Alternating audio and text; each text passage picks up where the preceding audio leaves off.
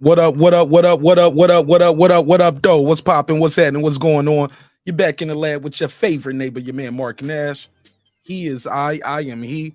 Another great episode of Breaking Beats. How y'all feel out there? What's the deal? Make some noise. Already. You already know. All right, man. So your boy Teofimo Lopez went out there and did what he was supposed to do. Put my boy Pedro Campa in the dirt. Beat his ass. Oh, yeah. He put his ass in the dirt.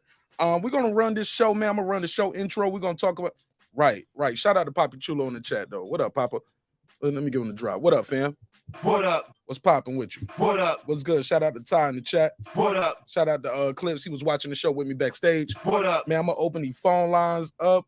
We're gonna get right into all the smoke. What is next for Teofimo Lopez? Were you impressed with his performance tonight? Does he have what it takes to compete against Josh Taylor, Jack Catterall, Zepeda, Regis Prograis, Ramirez? It's some killers at 140. We're going to talk all about it. Let me drop this link. I'm going to run the 5-minute intro. We're going to have a good conversation. I'm going to open the phone lines up. And this shit going to be good. It's your man, Marq Nash, breaking beats. You already know what we're going to do. We're going to break down the business, entertainment, art, technology, and anything else you and I feel like talking about. Let me run the 5-minute intro. 5 minutes. Give me 5 minutes. And we're going to start this damn show. Enjoy the video. Chat amongst yourself. I just need to share this out. If I can get it shared out everywhere in less than 5 minutes, I'll be right back. But give me 5 minutes minimum. All right? This is my passion. This is what I love to do. But some days, sometimes, I'm just like you, man. I hate this job. Damn, I hate this job. Damn, I hate this job. Damn, I hate my job. Damn, I hate this job. I'm just like you. Damn, I hate this job. Man, I hate this job. Man, I hate my job. From a good dream I wake, sun rays on my face, planning out my day, hoping this ain't the one that I catch a case. I feel so good, I feel so straight. My manager keep calling me saying, hurry up, you late. Hurry up, you lay off. Y'all, man, I hate this job. Man, I hate this job. Been trying to play it cool, but it's hard to play it off. I've been hanging on to this bullshit, cause my car still ain't paid off. I know I'm on my way up. My boy just got laid off, so y'all, man, I hate this job. Man, I hate this job. These hoes here so ratchet. These niggas here so sneaky. Y'all don't even really pay enough for y'all to only pay bi-weekly. I'm trying to double up my cash. Take this job, shove it up your ass. Yo, man, I hate this job. Sometimes I wanna say, walk in and slap my boss. This shit is getting hard. Damn, I hate this job. Gotta make it out of this struggle, bruh. And I don't really mean to take it out on you. You just a customer, but damn, I hate this job. Damn, I hate my job. Damn, I hate this job. Damn, I hate my job. Damn, I hate this job. Damn, I hate this job. Damn, I hate my job.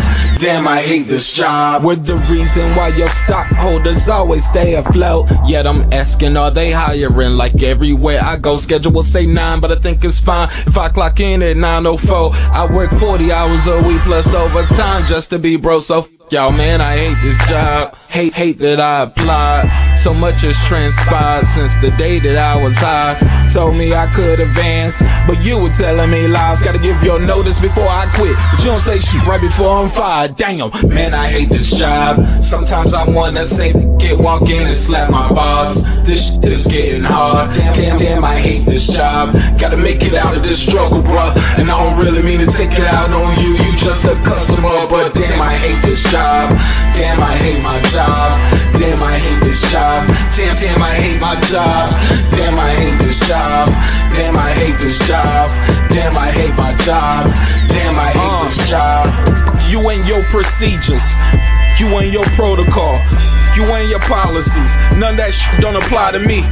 You and your quotas, you and your standards, you and your 2 sick days a year. Y'all niggas bananas. Wonder why the postman's posted with hammers, going postal with Popo on camera. His wage got him enraged, stressed out, it's hard to maintain. He flips the middle, grabs his. He said, if you don't get the picture, I quit, you ain't shit, mother. Man, I hate this job. Sometimes I wanna say, walk in and slap my boss. This shit is getting hard. Damn, I hate this job. Gotta make it out of this struggle, bruh. And I don't really mean to take it out on you. You just a customer, but damn, I hate this job. Damn, I hate my job. Damn, I hate this job. Damn, I hate my job. Damn, I hate this job. Damn, I hate this job. Damn, I hate my job. Damn, I hate this job. Look, man, I hate this job. I put my pants on one leg at a time, just like you. I'm out here trying to take care of my family. Damn, I hate this job. It's not always glamorous, for real, but I do what I gotta do for me and mine, you know? Damn, I hate this job. Damn, I hate my job. Damn, I hate this job. Damn, I hate my job. Damn, I hate this job. Damn, I hate this job. Damn, I hate my job. Damn, I hate this job. Damn, I hate this job. Damn, I hate this job. Damn, I hate my job. Damn, I hate this job. I'm just like you, nigga. Damn, I hate this job. Man, I hate this job. Man, I hate my job.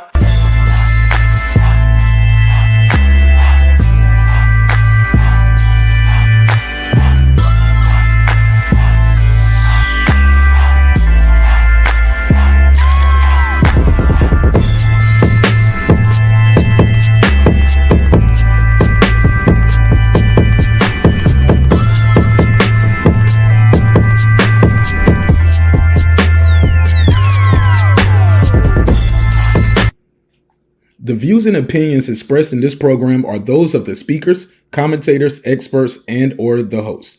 They do not explicitly nor necessarily reflect nor represent the channel's policy or the views held by the channel or broadcaster. The broadcaster or its channel cannot be held accountable for all or any views expressed during the program. Basically, if I didn't say it, don't come for me. You come for the person who said it. And please don't sue me for somebody else's words. With that said, let's start the show, motherfucker. This that squad sound.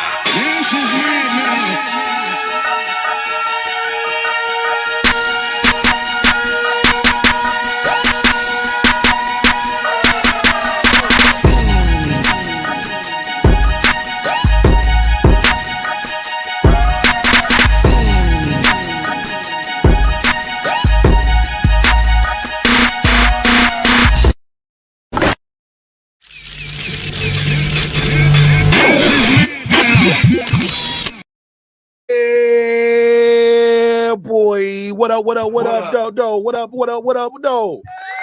What's poppin'? What's happening? What's going on? You back in the lab with your favorite neighbor, that nigga Marq Nash. I'm back in this bitch. Let's go. Oh, shit. Oh, man. Put his ass in the dirt. Y'all let me know if I'm too loud. I'm hype. Y'all know I get around fight night. Let's go. How y'all feel out there? What's the deal? What's popping? What's happening? What's going on? You back in the lab with your favorite neighbor, your man Marq Nash. He is I am he. Another great episode of Breaking Beats. Make some noise for yourself. Yeah, man. Let me open these phone lines up. Got a lot of questions to ask. First and foremost, I got a survey in the chat. I'm asking you all, were you impressed with Teofimo's performance? Let's start there. Were you impressed with his performance? Let me know what you guys think of that. We got to start off there. Were you impressed with the performance?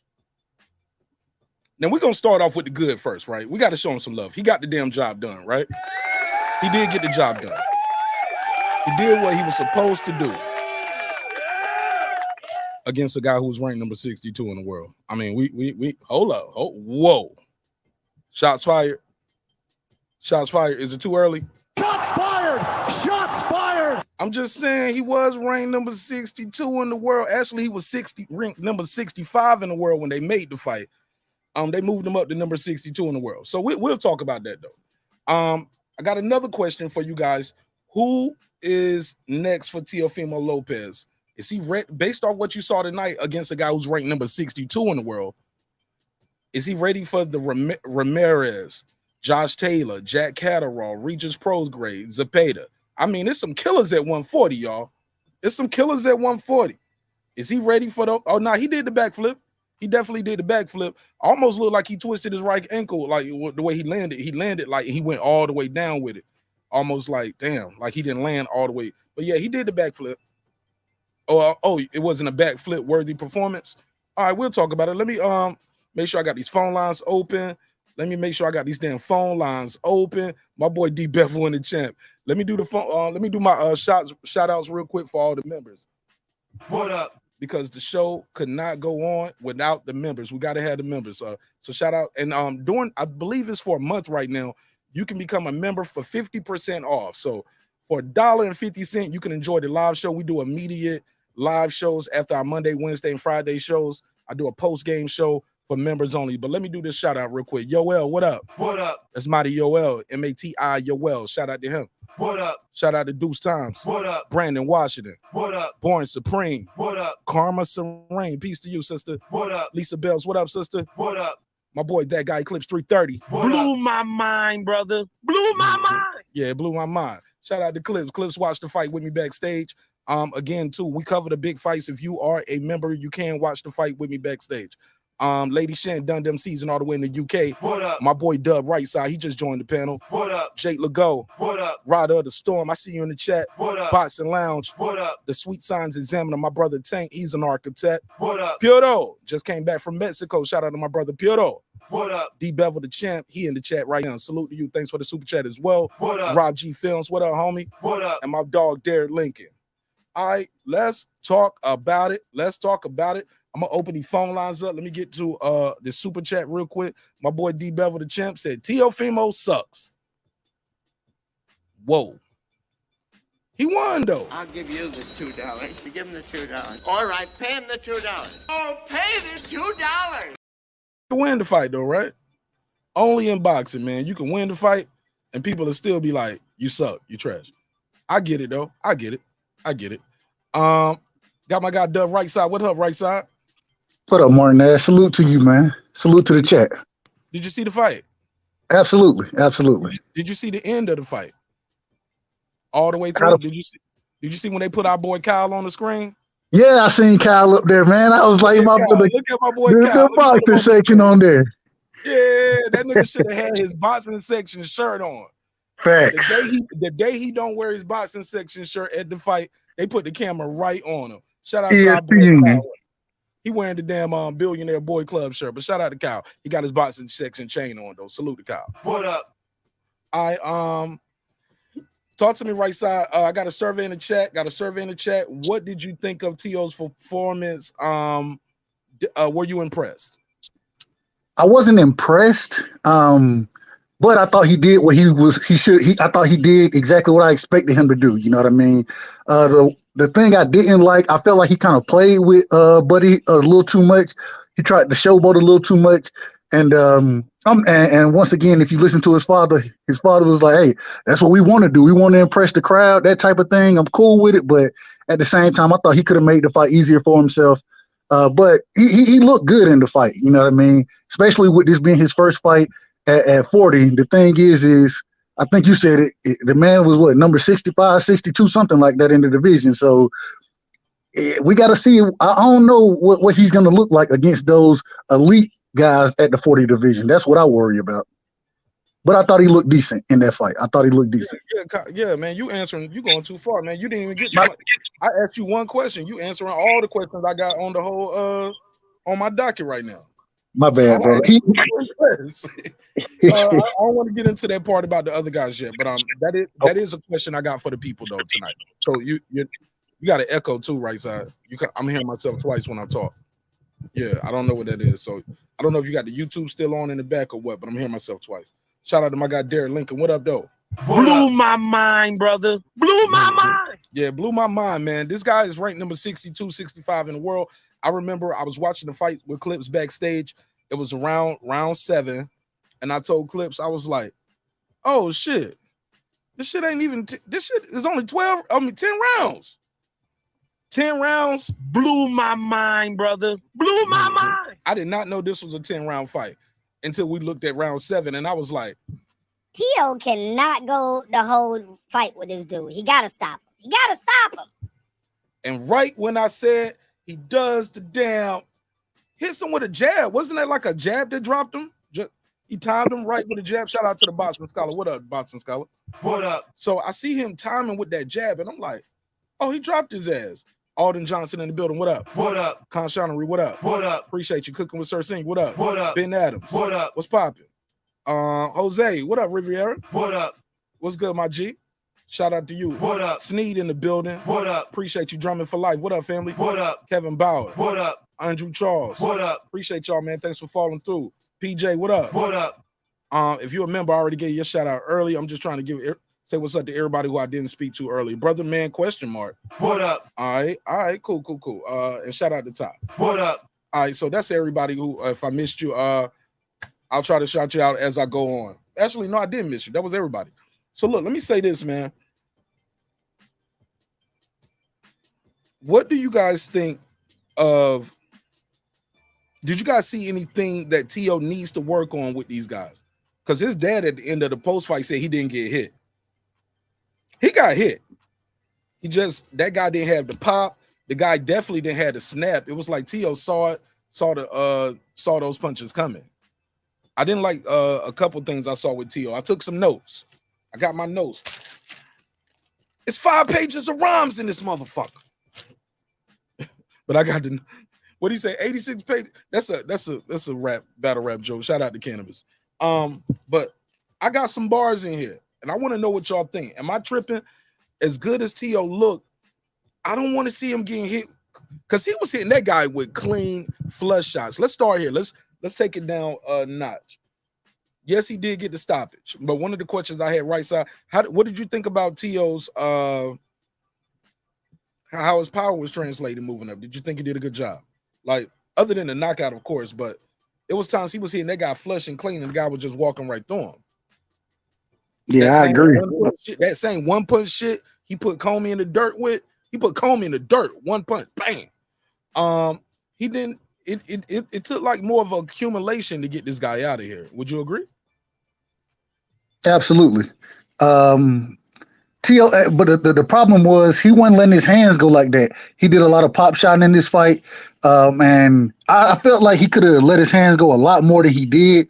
But I agree, when he did hit him flush, Campa, he was walking through those punches. You know what I mean? And so if Campa would have had more or I'm gonna answer just that question. What Tio did in this situation, man, I thought the power somewhat translated, but it doesn't look nearly what it was down at 35. I'm gonna say this. I'm looking at the survey.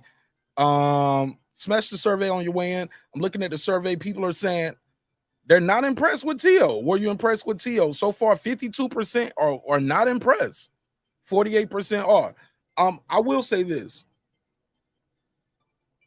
When they put you in there with somebody ranked number 62, you're supposed to do what Tio did. So let me make some noise for him. Let me at least give him his credit.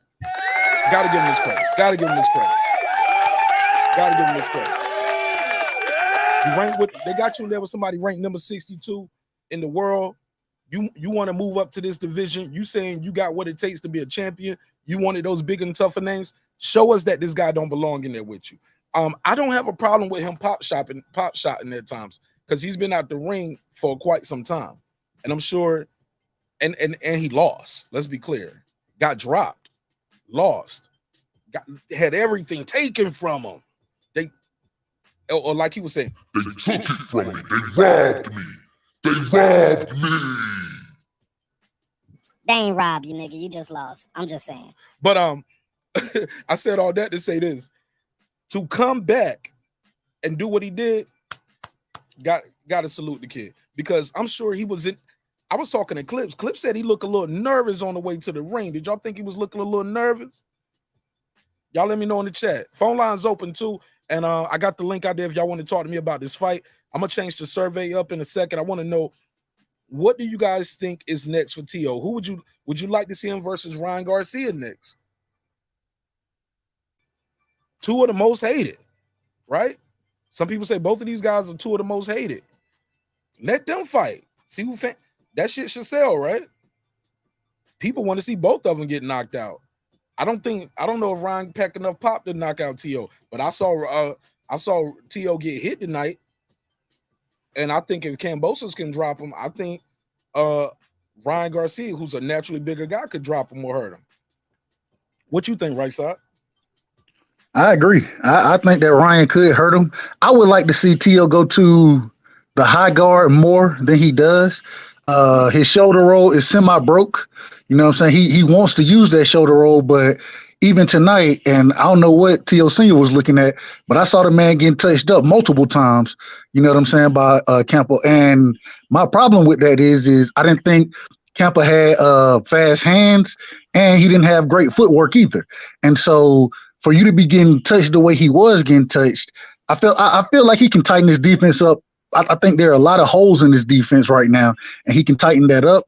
But I will say, you know, with him coming out with it ain't been quite a year that he's been out the ring, but you know, he's been out the ring for 9-10 months damn near. So I think that, you know, overall it was a good performance by him, but I need him to stay active, bro. I need him to stay active, because if you come in against the guys that he was calling out, it's gonna be trouble for you. If you was getting touched by this dude, and I seen you get touched multiple times by this dude, if you were getting touched by him, then some of these other fighters, man, it's gonna be trouble for you. So I need you to he got to go tighten that defense up for me, in my opinion.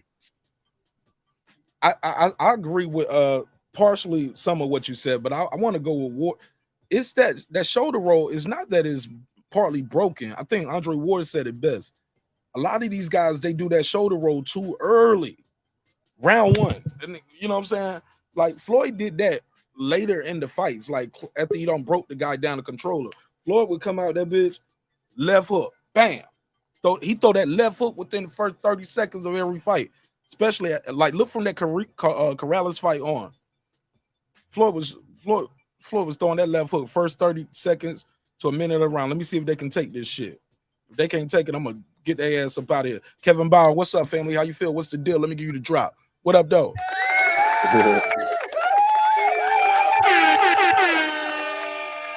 What's poppin', my G? I'm doing all right. You're dealing with this little COVID right now, you know. But other than that, I'm good. But man, be safe, man. Be safe. Yeah, for sure. But man, what you think of the fight? I thought that the fight was decent. I just really don't like Teofimo, like, at all. I just don't like him, man. Like him and his father, they have no kind of accountability at all. Like it's like it is like for some reason, every time that something other right happens to them, like if they get like hit too much or something like that, it's always somebody else's fault. Like it ain't their fault. Like whenever Kambosos had knocked him down, his father was like, you know what, you was off balance. Everybody clearly had saw that Kambosos had just caught him. Like, you know. But yeah, man, I thought that it was a decent fight, but I'm hoping that T.O. fights Regis next, so that Regis can beat his ass. That is what I'm hoping. That's not about to be next, because he wants to be back in December, and I believe Regis had a Ramirez fight. Not Ramirez. He's replacing Ramirez for Zepeda. So let me type in Regis progress. Let me see when his next fight is. He has a date, if I'm not mistaken. Let me see. Yeah. Oh no, they don't have it up here. There's no date. Shit. Yeah, they don't have a date yet. Maybe they in Purse Big. They in Purse Big or what? But that fight's coming up though, or is it? Yeah, Progress supposed to fight Zepeda. Oh, okay. But you know, I do think that that T.O. and Ryan would be a decent fight. But that dude Campo, one thing that I noticed is that he was a lot slower than T.O. And do y'all think that Ryan Garcia's speed would be a problem because T.O. was getting touched up? For real. His daddy said he didn't really get hit. Man, his daddy is delusional. They both are delusional. I don't know what's wrong with them two. For real. Man. All right. Go ahead, right side. You wanted to say something? Go ahead. No, I'm not disagreeing. you're fighting a slower fighter, and I think the Campa, he was tailor made for Tio. He was walking forward, and when he did throw punches, it was easy for Tio to counter him. A lot of the fighters in the division, that's not what you're gonna get, and so I think this was a tailor made fight for him. Top Rank, they have some of the best matchmakers. You know what I mean? Also, and I want to ask real quick, if you don't mind me asking a question, Mark. Did y'all think it was? I thought it was a bad stoppage. I did see the brother get knocked down, but it seemed like he got up and he was still able to fight. I would have liked to see the fight continue. I'm not saying that he would have won, but I thought it was a bad stoppage. I don't know. I don't know, man. He had looked like his nose was all broken and shit. I don't know if he was gonna come back from that. Like he looked like he was done. Like. And just the way that he went down slow. Like it ain't like he just fell down there. Like, like he went down slow and was like, damn. He hadn't even went down. He didn't go down that second time. Old boy just stepped in. I mean, stepped in. He didn't even go down. I don't know, man. He looked bad to me. Yeah, he was getting hit with some shots right there. I don't think it was a bad stoppage. The dude already got. Dude was getting his ass kicked, man, at that point. And a referee like Tony Weeks actually scores fights. I think he does like the UFC and like he does MMA. He don't score boxing, he refs boxing. But let's really? Be clear. Oh, okay. Yeah, Tony Weeks he scores on all the fights. So he knows about seeing punches land on a motherfucker, man. He got the best seat in the house. Mm-hmm. He's right there. You know what I'm saying? Well, he got the best spot in the house, right? Mm-hmm. Yeah, I like Tony Weeks. Tony Weeks. Point of the stoppage. Nah, he don't have some bad fights though. I ain't gonna lie. Oh, for real? Hell yeah, that Mayweather Maidana one, he was tripping, yo. Oh yeah. Maidana threw a Muay Thai knee in that joint, bro. Went for a Muay Thai knee. Ain't no referee worse than Lawrence Cole though. I don't care what nobody say. Lawrence Cole is terrible. That's alleged. I'm sure. He is terrible. I'm telling you, terrible. I'm telling you, no. Shit, I thought Mora was doing too much and got a little too involved in the Xander Zayas fight. Yeah, a little too much. I was like, damn, Mora, you need to fall back. Like, that second warning, it wasn't needed. In another fight, like waistline right here. This is good. This is not. Like he's supposed to do that shit early. Shout out to my guy Uppercut TV though. It's my guy right here. Thanks for sharing the content too. He always be sharing my links and shit. It's my guy. I don't normally see him over here. I always see him at his channel, but salute to you, brother. What up? What up, my G? What up? Yeah, but I'm gonna go ahead and drop off, y'all, man. Y'all brothers have a good night. All right, man. Thanks for pulling up, Kev. Yep. Shout out my guy Kevin. Shout out to Kevin Bauer. I'll say this. I don't know, right side. I don't think it was a bad stoppage. I mean, the guy had just got dropped and he got up and got hit with about how many unanswered punches? Now, granted, compared to the UK, like I say, in them UK fights, man, the motherfucking UK be like, you ready to die? Okay, let's go. Start the clock.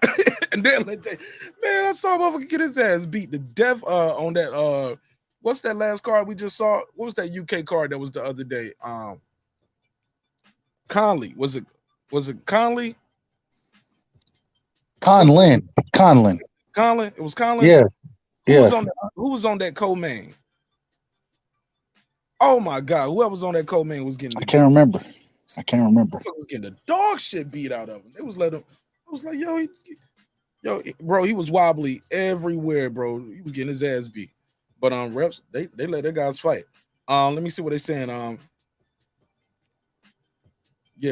DAZN co-man. You're right. Shout out to my sister girl behind the mic in the building.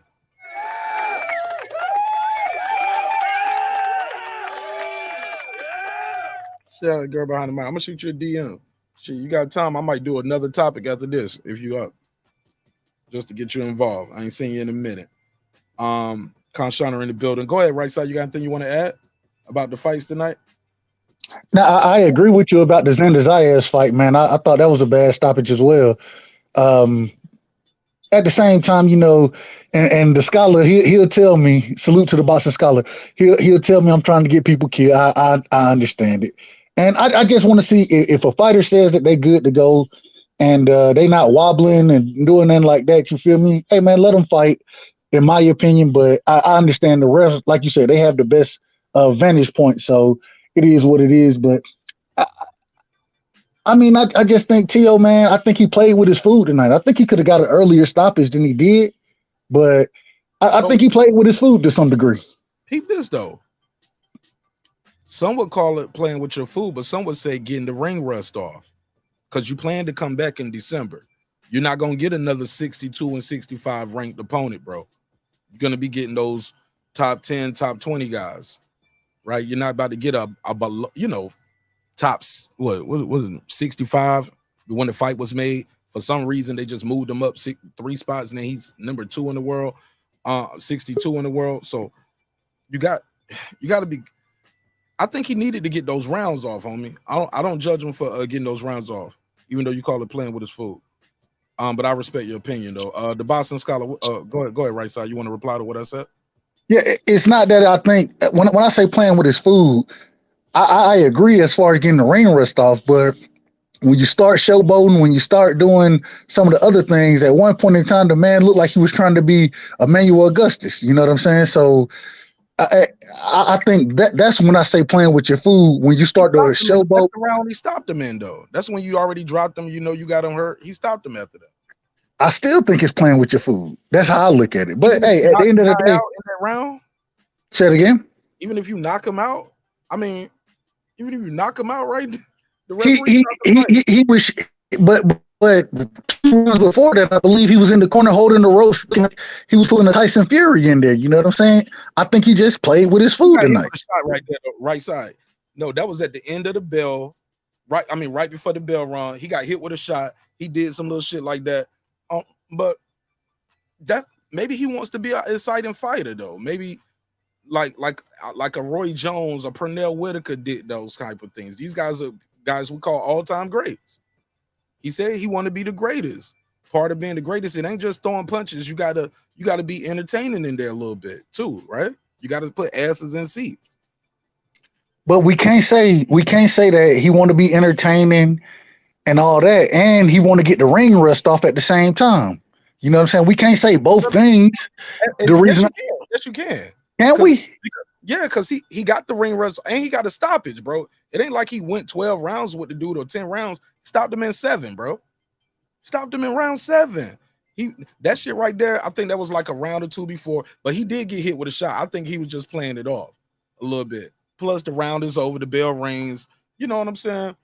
But yes, you want to be entertaining. You want to be flashy in there. But yes, you want to do some rounds. You want to work on some things. And I thought he worked on some things. I thought he did a fantastic job, homie. Even with the, as you would say, playing with his food. But we can go more into that. Let me go to the right. I said the right side. Let's go to my guy, the Boston Scholar. Boston Scholar, what'd you think of the fight?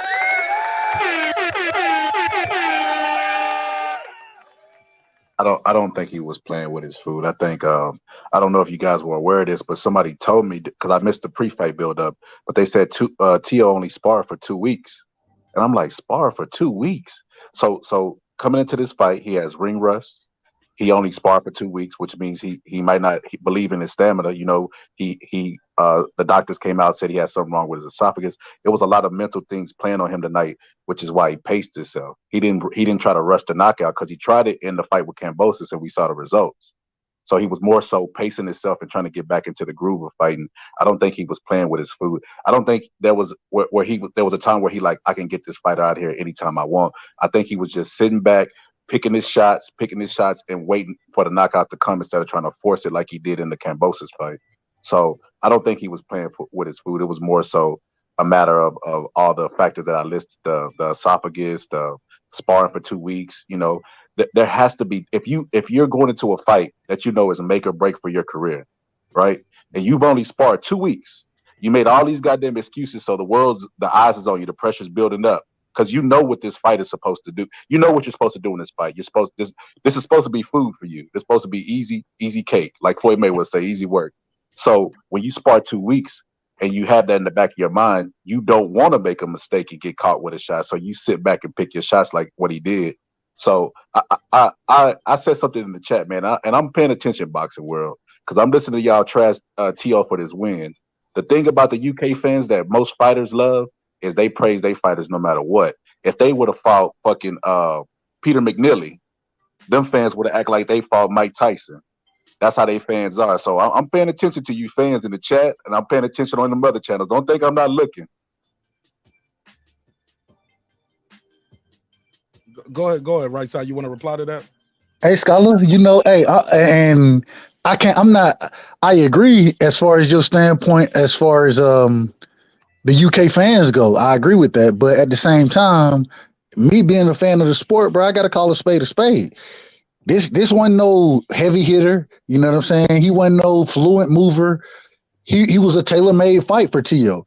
If you notice throughout that entire fight, T.O., after the first round, T.O. was timing his ass easily. The reason he was able to time him because the dude was slow, bro. He was slow with his punches. His footwork was horrible, and he was able to get timed and countered continuously throughout the fight. Now, my only thing is when we talk about getting the ring rust off and playing with your food, those type of things. If you're still working on things versus playing in the ring, showboating in the ring, and I do understand making it exciting for the fans, I got that. I got it. I don't think it's a fight that you need to make it exciting for the fans because in this situation, bro, like we look at, I thought he could have had him out of there in the 5th round. I honestly thought that he would stop him in the 5th round, and for it to go past it. Also, with it being a 10-round fight, because it wasn't for belts or titles, anything like that. That's why it ended up being a 10-round fight. I felt like T.O. could have been much more sharper than he was. And so I'm not disagreeing, Scholar, but at the same time, I will say, go ahead, bro. No, finish up, though. I just want you to finish up. I heard at the same time. You said you don't disagree with him, but at the same time, you go ahead. Finish up from there. And I'm gonna reply. I was just saying at the same time, I thought that he could have been more active and let his hands go more and been more aggressive and got him out of there earlier. That's what I'm saying. But I understand when you say knock the ring rust off. My problem is knocking ring rust off versus being flashy and showing off. Those are two different things, in my opinion. So that's what I'm talking about. Okay, let me, Boss Scholar, you want to reply to this shit or what? You can go first. And when I say this shit, I mean, what? Respect to you, my brother, respectfully. He went 1 round and what? How much? What? He got you said you thought he was going to stop him in his set 5. He went a round and what? 45 seconds longer than what you thought? Let me take this off screen, respect. Let me see. Oh, phone line's open too, 470-705-9507. He went 1 round and 1 round and 2 minutes and 14. Bro, he went a 1 round and some change more than what you thought. And you was like, well, I think he could have stopped him earlier. A round and a half earlier, and we critiquing him, we throwing him to the wolves. He stopped the guy. He did what he's supposed to do. The showboating happened once he knew, I got this guy. I'm gonna stop this guy. Like, but that early part, that 1 through 5, getting the rest off, because you even said earlier he got hit with some shots.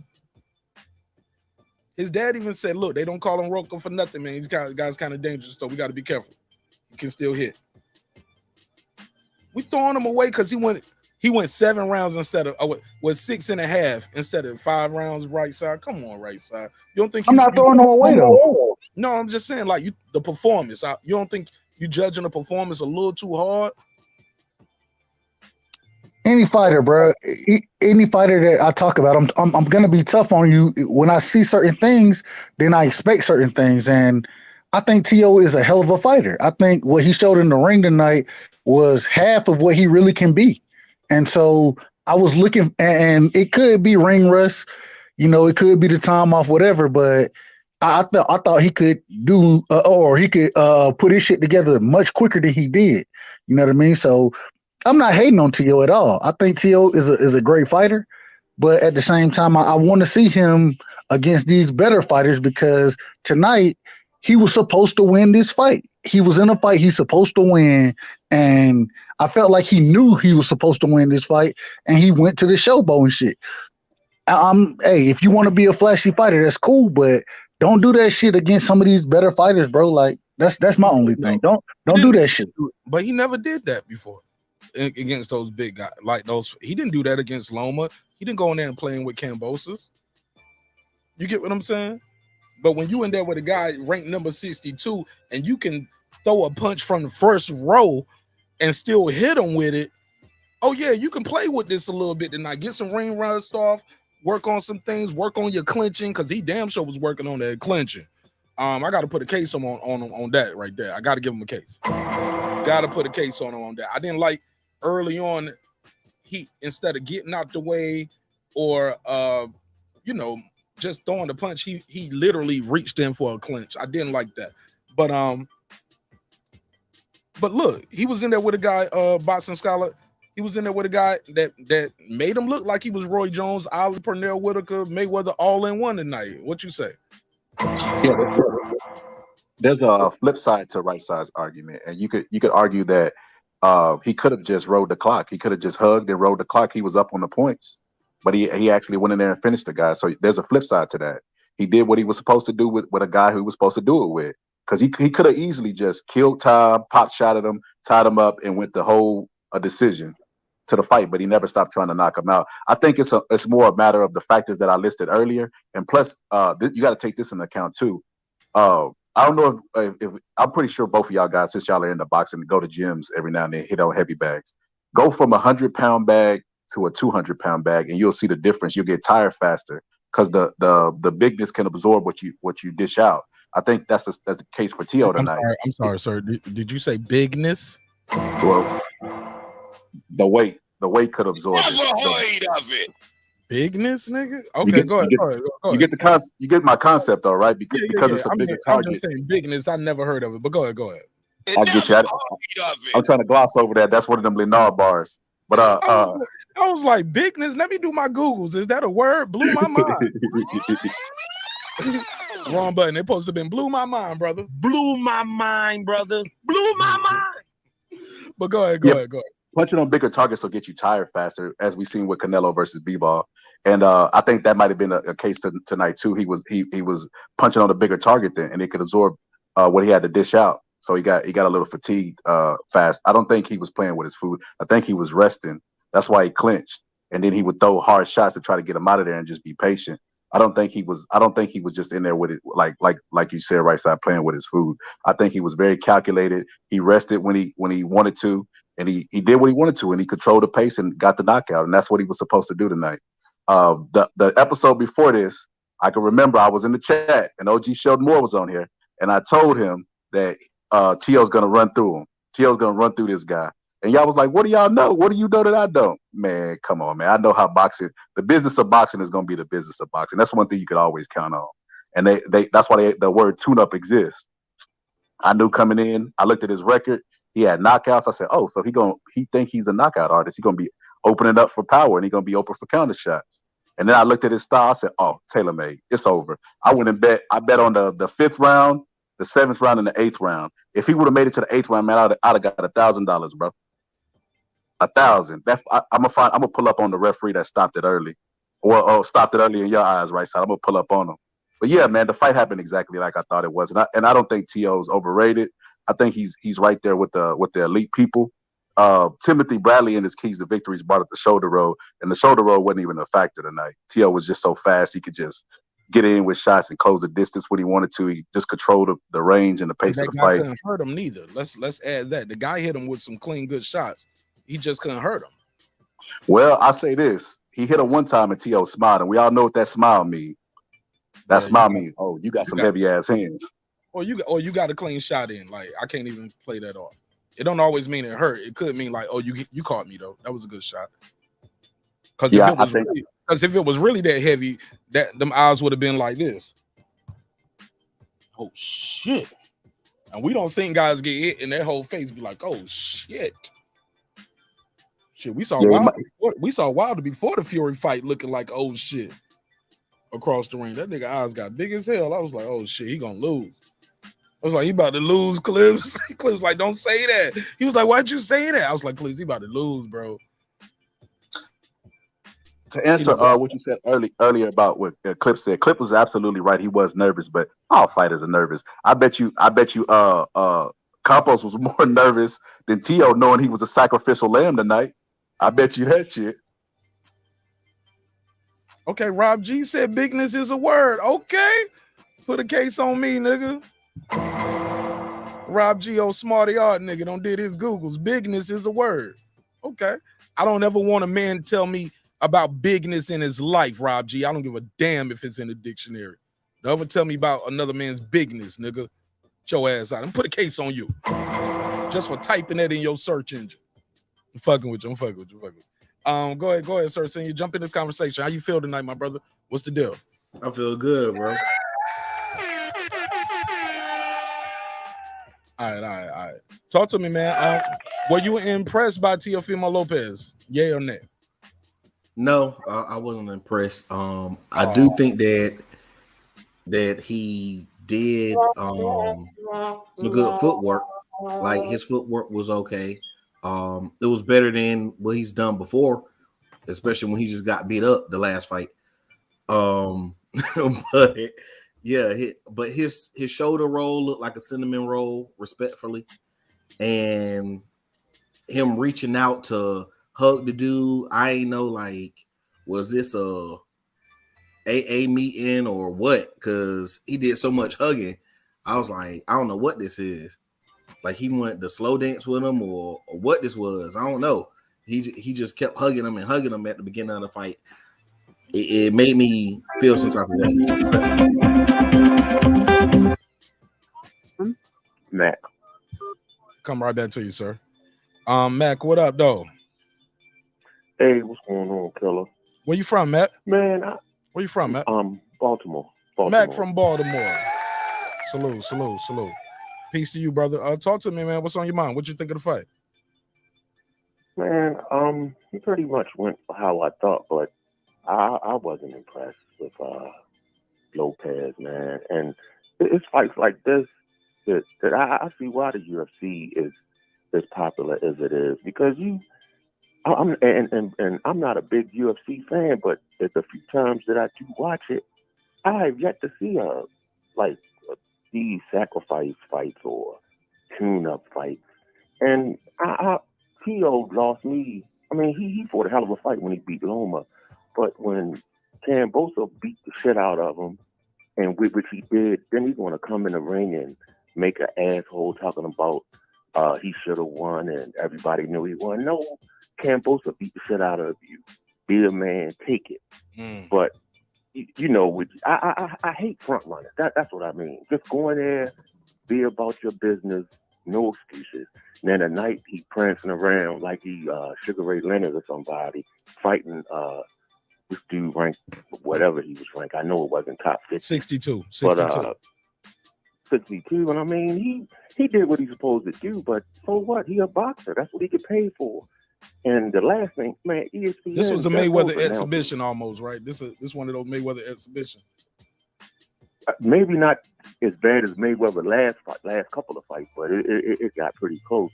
But another thing, man, these ESPN, I know whatever station is putting these shows on, but the ESPN crew has got to be the worst, man. I don't know if they have, if they get money from Top Rank, but all of their fighters, just the way that they promote their cards are just so biased. This is just me. I just turn the sound down. I can't listen to Timothy Bradley or whoever the announcers are. But their main crew.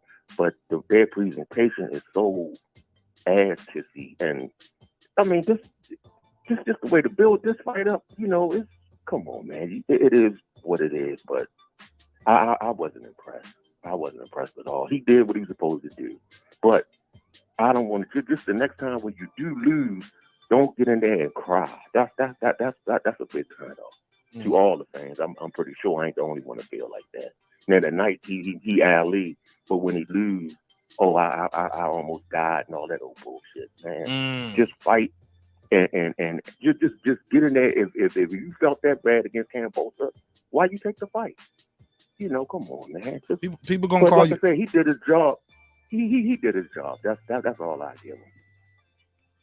What do you say to people who might call you you sound like a hater? A hater? I mean, a hater. It just sound like you don't like them. I'm just saying, what would you say to people who said that? I don't like them. I mean, hey, bring it on. I mean, I'm just calling it. Like I said. I mean, he ain't beat nobody tonight. So what, I'm supposed to kiss his ass? Come on, man. Okay. Do you real quick? I like your energy, man. Shout out to Baltimore too. I used to live up there. I got family up there. Yeah, I rep Baltimore heavy, man. Telling me I rep Baltimore heavy. Time when I called, the first time when I called, you had said that you used to be up this way. Yeah, man. Shit, my family still got a lot of my family still over there. Randallstown, they over there on Fulton, West Side. Got family on Emerson Avenue. Yeah, I got people all over there.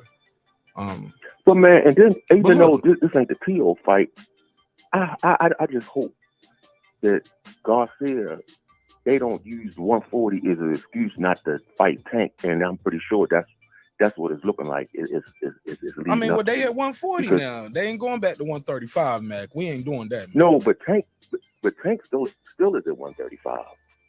I mean, but they ain't going to 135, bro. Tank gonna have to come to 140 to fight him. If not, they're gonna fight each other. What do you think of T.O. versus Ryan in the next fight?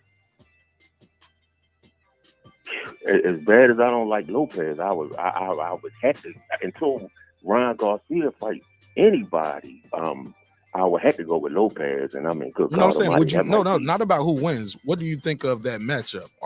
Would you watch that fight? Would you buy it? Oh well, it don't matter, man. The 5-stick is the best invention anybody ever invented. So it don't even matter. I definitely will watch it. All right, fair enough. All right. No. We trying to get fights that people will say, man, I would buy that fight. So all right. Well, I would say the only reason I would not buy the Garcia fight because Garcia hasn't fought anybody. He'll be fighting. He'll be fighting T.O. He fought Luke Campbell. That's his best win. But he'll be fighting T.O. that night, no matter if he fought some shit. Rolly hadn't fought nobody, but people paid to see him fight Tank.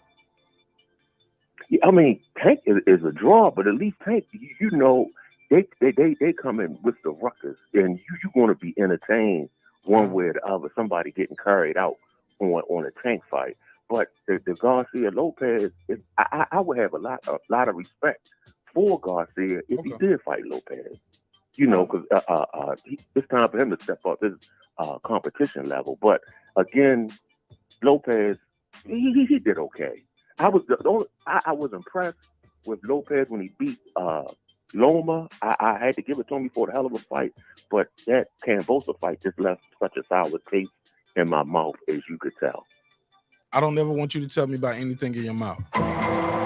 Gotta put a case on you. I hear. I'm fucking with you. I hear that. Look, bro, I'm fucking with you. Shots fired! Shots fired! I know what I'm saying. That was the point. I mean, that was the point, bro. That was good. All right. Well, I appreciate you calling in, man. I'm gonna jump back to the panel. You're more than welcome to call back at any time. All right. Yeah, man. Even if you want to call back, you got a good show. You got a good show, bro. I've been checking you after every fight. Yeah, don't be a stranger. We do other shows other than fights, man. Pull up throughout the week, man. Don't be a stranger. Oh, okay. No, I'm gonna have to do that because I only cut on like anytime it's a halfway decent fight on. As soon as the fight go off, I cut y'all on. Yeah, man. You know I'm gonna do the post game. Appreciate you, Mac, so much, man. Thank you so much. Man. All right, God bless. Thanks, man.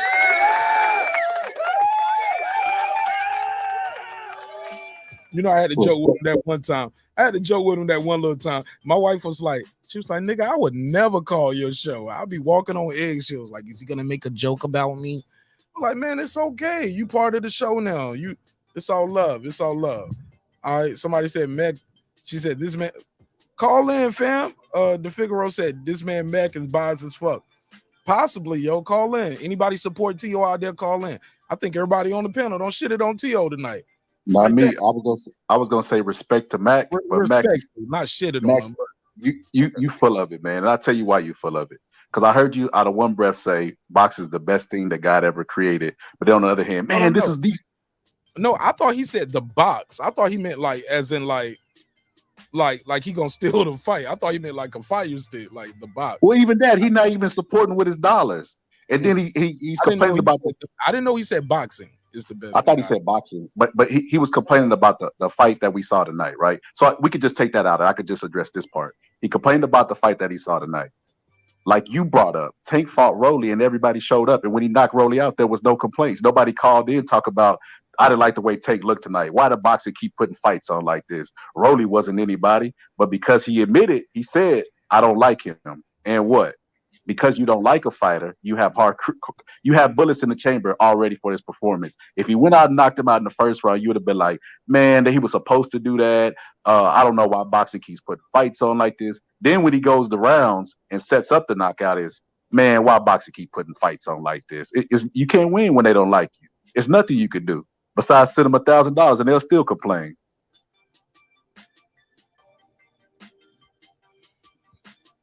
So would y'all pay for Ryan versus Teofimo Lopez? Y'all would buy that?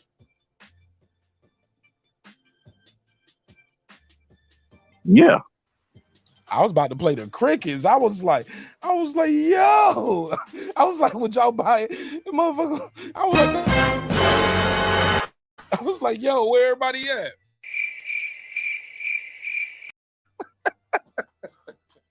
Y'all ain't fucking with it. I mean, it's kind of hard for me to get excited about a Ryan Garcia fight because I don't believe it until I see him walk into the ring. Respectfully.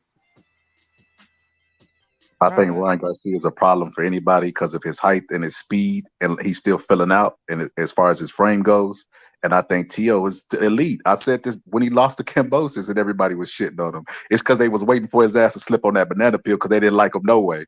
So when he took that fight with Cambosis, that's their reason to show up and shit on him and throw tomatoes at him. So I think that Tio is elite, and I think Tank is elite, but he's never going to try to prove it. He's going to take the fights with the most amount of reward and least amount of risk. And other fighters not. Yeah.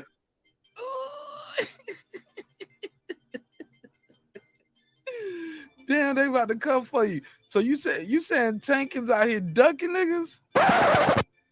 What? Like a motherfucker. You what? Oh shit. Tank Davis is a duck?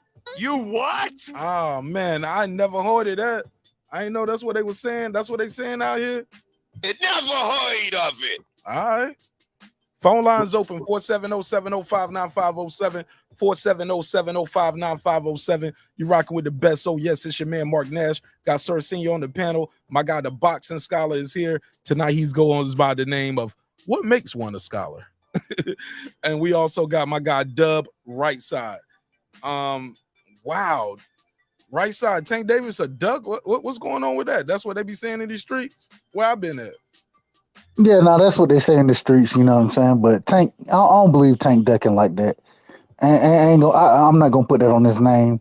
I will say this: Tank, before he came out and said he didn't feel comfortable at 40 before Ryan's last fight, and after Ryan's fight, Ryan said he only wanted to fight at 40. So if Tank said that previous to Ryan's fight, you know what I'm saying, and the fight for Ryan was supposed to be at 35, although they told me, you know what I'm saying, from what I hear, that Fortuna was the one who wanted to move up to 40.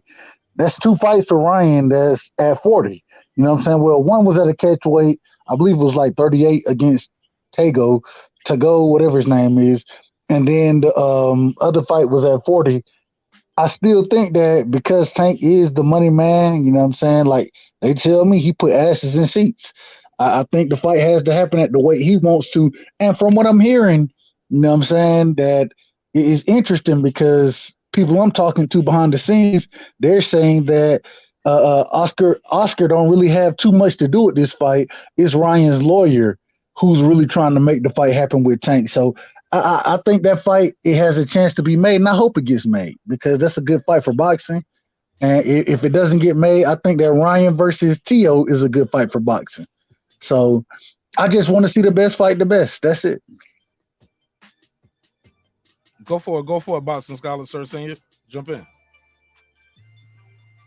I mean, I agree you want to see the best fight the best, but when have you seen Ryan actually fight anybody that he thinks he have trouble with? Like, he'll talk big, The fight might even get made, and then he'll find a way to talk his way out of it. I just don't believe him.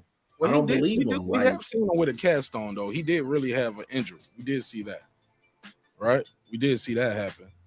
Yeah, I mean, seen him with a cast on, but how many boxers fight with a broken hand? Fight did he actually signed that was made that he pulled out? How many of those? Because we've seen that happen before. Like, it's not like he. I don't know, man. I think we get a kid too hard of a time sometimes. Because you said that, but I'm sure if I ask you right now, you're not gonna be able to tell me all them fights. Yeah, I definitely can, but honestly, that wasn't even the issue. I wasn't even gonna put you on the spot, but the issue that made me lose, the issue that made me lose my respect I had, the little respect I had for Ryan, was when he made up a fight and made up a whole poster for it for him fighting Manny Pacquiao, and then he went behind that and told Gervonta Davis that if he don't fight him, it's going to be a stain on his career. I got you. I got you. But look, let's move forward with something else. Other than that, like, I get why you don't like the guy, but the guy is still in the business of boxing and he does have a name. Far as this fight right here, I get the things why you don't like him and why you don't believe the fight might happen. But for the sake of this conversation, can you give us a breakdown of how you see that fight going, or you rather not discuss it because it's Ryan Garcia? Because we can go. Well, I see. I figure we can go all day about why people don't like any boxer. But when we talking about a matchup, I would like to get into some of the X's and O's. You feel me? Yeah, well, I see Ryan coming in with his speed, ranging out. Teofimo is going to get touched up for the first 3 rounds. He's going to break through the distance, and once he start actually tagging Ryan, especially with Ryan always fight with his chin, right there waiting for the uppercut, I see that's where he gets the knockdown. If Teo jumps on him after that, the fight is stopped. I mean, that's how I see the fight going. All right. Phone line's open. Yeah. Call in. Let me know what y'all think of the topics in the conversation. Go ahead. Who's trying to jump in? Go ahead. Tank is ducking the shit out of Haney. They got to spar. They sparred together. They came up together. They know about each other. And he had a chance to leave Floyd Mayweather and make these big fights. And what did he do? He stayed under protective custody, man. It's obvious. Tank, Devin Haney right now is the name that nobody mentions. Nobody, like, they're scared to even mention his fucking name. When interviewers bring up Devin Haney's name, that shit, you hear crickets. And then they start deflecting, and they don't actually talk about the fight happening because they don't really want the fight to happen. A lot of people think that boxers or punchers are the most feared, but they're not. The technical fighters are the ones that's the most avoided, especially when they come with high risk and low reward. If Mayweather had not been the lottery ticket he would have been the most avoided fighter of all time because he was just so dangerous. Like, you don't get nothing out of it. You get a lottery ticket when you fight Mayweather. But if you wouldn't get that lottery ticket, they wouldn't have fought Mayweather. They would have ducked the shit out of Mayweather. I want to say this though to one thing you said, Boxing Scholar. It was far as Tank and Haney and why he re-signed with Mayweather's protective custody. I think that's a narrative people pushing. I think the truth is we don't know the intricate details of that deal and why he re-signed. So I just think it's premature to say that. We already knew Bob Arum wasn't about to pay him what Mayweather's been paying him and gonna get him where he might not want to do that, sign with Bob Arum. Like, Bob Arum might have him fighting on ESPN. Mayweather Promotion has had him on pay-per-view consecutively now for a while now. Go ahead, man. I wasn't even finished. But I'm gonna let you. I just want to say that one last part. I promise. We don't know what was offered to him, what he accepted, and even when people say he backtracked on what he said, we did the side by side, and when you hear him right beside each other, he was like, "My last fight with Mayweather Promotions." Yes, he never literally said, "I'm leaving Mayweather Promotions." He did say, "I want to take more control of my career. I want to take the training wheels off." But that I don't want to go back and relitigate that neither. I just want to say this. We don't know what was offered to him, what he accepted. I just think it's real premature and easy to say you want to protective custody. But go ahead, right side. if we're gonna say that, then people shitted on Terrence Bud Crawford. They shitted on the man for re-signing over with Top Rank. They shitted on him not knowing what was necessary, and the man he had the most guaranteed money in the division. You feel me? But they shitted on him. You feel me? So if we're gonna do that, and I'm gonna tell you, I was one of the individuals who said you shouldn't resign. Go get the smoke where the smoke is at, and I give Bud credit because after that contract, he did go, or he's trying to at least right now, regardless of what's going on with the promotion and the deals and all that kind of shit. He at least is trying to go get the fight. If we're gonna say that about Bud, and I said it, all type of niggas said that shit. If we gonna say it about him, we gotta keep that same energy for Tank, bro. We gotta keep the same energy because ain't no way we can shit on Bud, you feel me, without saying Tank doing the exact same thing Bud did. You can't do it. You can't have. Go ahead. Totally different situations. I disagree. They're not totally different. They are different. How are they different? They different, and they're different fighters in their accomplishments and where's going on and when they're going on and who's in their division. Why one is re-signing while the other one didn't resign, like chose to stay where he's at. And you're talking about where they at in like different parts of their careers. You talk about Tank in his career now, but you compare two parts of Bud's career when he re-signed for the Manny fight, like, and then when he's leaving now to get the Spence fight, because it's where the big fish at. But Tank is the big fish. Tank is the big fish in that division. And see, this is why we disagree. Go ahead, Mark. Go ahead. Even without the belts, Tank is the big fish in that division. That's what the numbers say. This is why we disagree with each other, is because I'm not talking about numbers or anything like that. I'm talking about where the smoke is. At the time Bud re-signed, you know what I'm saying, with Top Rank, we knew that the majority of the welterweight fighters that we wanted to see Bud fight were with Top Rank. Or not Top Rank, excuse me, with the PBC. And so in this situation, it's the exact same thing. Don't know. A little of it is the same. Back then, we didn't know the intricacies of the details. But then we found out Bud was the highest, he had the highest paid guaranteed welterweight. You know what I'm saying? We found out that later. You get what I'm saying? We didn't know that at the time. He was getting that high. And plus, the big fish on that side of the town. Press 1 to send a voicemail. The big fish at that time was Manny Pacquiao, and Manny Pacquiao was still over there. Then he left Top Rank, and now Bud ain't got nobody over there to fight. Manny Pacquiao, and to be fair, testicles were removed at a young age. What you talking about? No, you have no balls. I was there. I removed them. I was the doctor, and I thought we was cool. Damn, he doing that? Let me go and block him. I thought that was somebody else. I thought that was Tasker. Okay. Thought that was my boy from Baltimore. Let me block that dude. Damn, that nigga called and talk about grown man testicles. What he on? But you get what I'm saying, right side? We found out later that dude had the highest paid guarantee. Manny Pacquiao was over there. When he re-signed, we didn't know Manny Pacquiao was gonna leave. But we had people that was trying to fight Manny Pacquiao. That side of the street shit didn't exist. Man, I just feel like we going backwards with the Bud and the Spence shit. This situation right here, we don't know if we're gonna find out later that damn Tank got the highest paid guarantee or what they offered him. We don't know what's about to happen.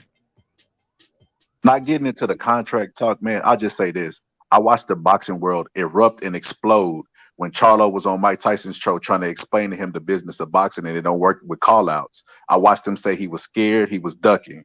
So by that logic, Tank is ducking. If we're using that same energy and logic, Tank is ducking. He ain't calling the top people names. I watched Tank. You guys on YouTube, you go back and look at this. I watched Tank on Gilly's show. Gilly said that they gonna overhype this fight and sell it to the fans that Rolly really has a chance, that he's big, he gonna use his strength, and he gonna get in there and knock him out. And Tank busted out laughing and said, yeah, pretty much. So this fight was a tune-up for Tio. He was coming off a loss, he was coming off these medical issues, all these mental issues, et cetera, et cetera. So a tune-up is normal in boxing. How many fights has Tank lost? 0. How many tune-ups does Tank need? None. So why is he fighting people like Rolly at this point in his career?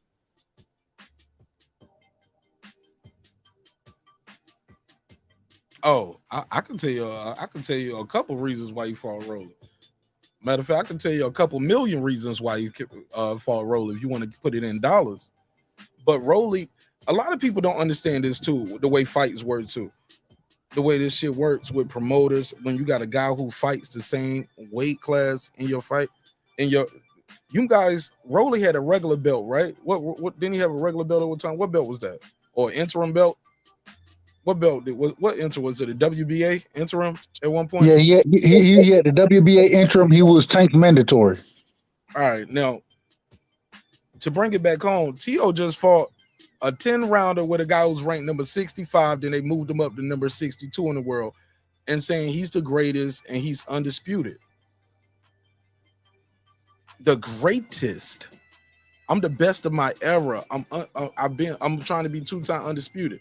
Fighting with a guy 62. Rolly's ranked higher. Rolly, but more importantly, this is an in-house fight. Just how they went to Tank's house, told him sign with me. I'm gonna make you a star. I'm gonna put you on pay-per-view. I'm gonna make you famous. I'm gonna get you a title shot. They promised that to Rolly too, homie. And Rolly talked himself into the fight. Rolly talked himself more into the fight than Pedro Campa. Then Ocampos. It's a whole bunch of people that we didn't want to see fight. We didn't want to see the Isaac Cruz. But the reason why they had to do this, man, because they promised this to Rolly. Rolly's owed this. They guaranteed him, man, you're going to get it, man. Just keep winning, keep talking your shit. You know what I'm saying? Keep doing your thing. Keep building your fan base. And Rolly did what he's supposed to do. Hype that fight up, sold the fight, and then the grapes happened. The charges, the allegations. Right before Christmas, right before the fight, they threw Isaac Cruz in there. Hell, we got a good fight out of that. It was a nice little scrap. But we still got to give Rolly his damn fight. And Rolly, and some would argue that if Rolly would have fought that Tank that night, the Isaac Cruz fight, he could have won. Who knows? So, yeah, man, I just think sometimes people don't know why people are fighting who, and it's not always just you ducking them. And when people resign, sometimes people resign because what's in that damn contract is the best offer out there for them. These people made me an offer I can't refuse. It ain't just like doing what you fans say. Like you fuck around, sign over there, and somebody else contract about to end. People you want to fight gonna be leaving. Devin got 2 fights left at top rank, and we know one is a rematch. You think they gonna give him Tank, or let Tank go over there and Devin and Tank mix that up? Like do a cross promotion for the fans? Fuck that. You fight this guy over here. Let's see if we can milk the cow off this shit. You know what I'm saying? I get your points about the business of boxing. I'm talking about the consistency of the fans. They was mad because Charlo wouldn't say the names. They didn't talk about actually putting stuff in ink. They was mad that he wouldn't even mention the names, and they called him a duck. So what I'm saying is, if you want to be a little bit consistent in the sport of boxing, or at least attempt to, you got to have that same energy for Tank. He is not calling the top people. He's looking for the prize fight, the Rollies. He's looking to make another Rolly and sell it. And I want to piggyback off of that. At the end of the day, I agree 100%. I don't know how we got to Tank like this far, but at the end of the day, if we're going to be critical of individuals, we got to be critical of everybody equally. And if I'm going to be... We got here because people was talking about him fighting Tank, and I said Tank is fighting at 135. That's how we got here. But go ahead. All I'm saying is if we're going to be critical at any division, if we're going to be critical of fighters, we got to be critical about them equally. And the same way I'm going to be critical of Maul Charlo. Maul, he doing his thing. You feel me? I call Maul the big Charlo. If I'm going to be critical of any fighters, you know what I'm saying, who's not going to get the smoke, bro, I gotta keep that same energy all the way around the board. That's all I'm saying. Different division, too. Who did he have to beat to get those? Come on, bro. It don't matter who you got to beat. Go fight them. It don't matter. That's why I'm saying I keep the smoke. I keep the smoke the same. I never asked who Mel had to fight, you know what I'm saying, to become undisputed. I didn't ask who Dev had to fight to become undisputed. I didn't ask who Crawford had to fight to become undisputed. I didn't ask who Josh Taylor had to fight or Canelo. All I said was, nigga, go fight all of them. Go fight them and do your thing, bro. Go get the smoke. And so if you're not going to get the smoke, I'm going to be critical of you. That's all I'm saying. Well, the reason why I say the names matter too, because the bigger the name, probably and if they're not with your promotional company, you're not going to be able to get that fight, or it's going to be harder to get that fight. Look what Devin had to do. Devin had to jump through Devin had to take all kinds of risks that even pros were saying, I wouldn't have done that, So, but Devin did it and Crawford did it. Both of them are doing it because they want the smoke, bro. Like, that's why I got to give them credit, because they're making a way for themselves. They're going for the smoke. They're trying to fight the best of the best, and anybody trying to do it, I got to give them credit. That's why I give Dev credit. That's why I give Bud credit, because Bud, he was like, man, Bob, you can't get me the big fights. I got to go over here and try to make a deal with the PBC, because that's where the big fights are at. And so if we're going to say there are sides of the street, then let's credit the individuals who are eliminating those sides of the streets and going to make the fights happen, i.e. Bud, i.e. Devin Haney. Give them credit. That's all I'm saying.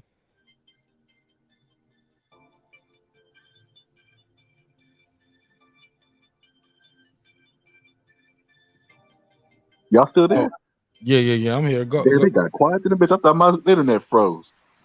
Yeah. Well, I kind of disagree with one part though about Gervonta Davis never calling out, saying, "Oh, well, I want to fight Haney." He told him that if he win that fight, he wants to fight him next. So, I mean, we gotta keep it real. He did say that, but you can't fight him next though. You can't fight him next. We already know Devin is in a 3-fight deal. That's not true though. Because like Tank said, when he said he wanted to fight Dev, what did he say? If you go back and watch that interview, he said, I ain't under contract. That was the first thing he said. So I want the winner of this fight. If you're not under contract, then what the fuck you resign for? If you're going to say you want the smoke, then go make a deal. Go ahead. My bad. Go ahead. That you're with now.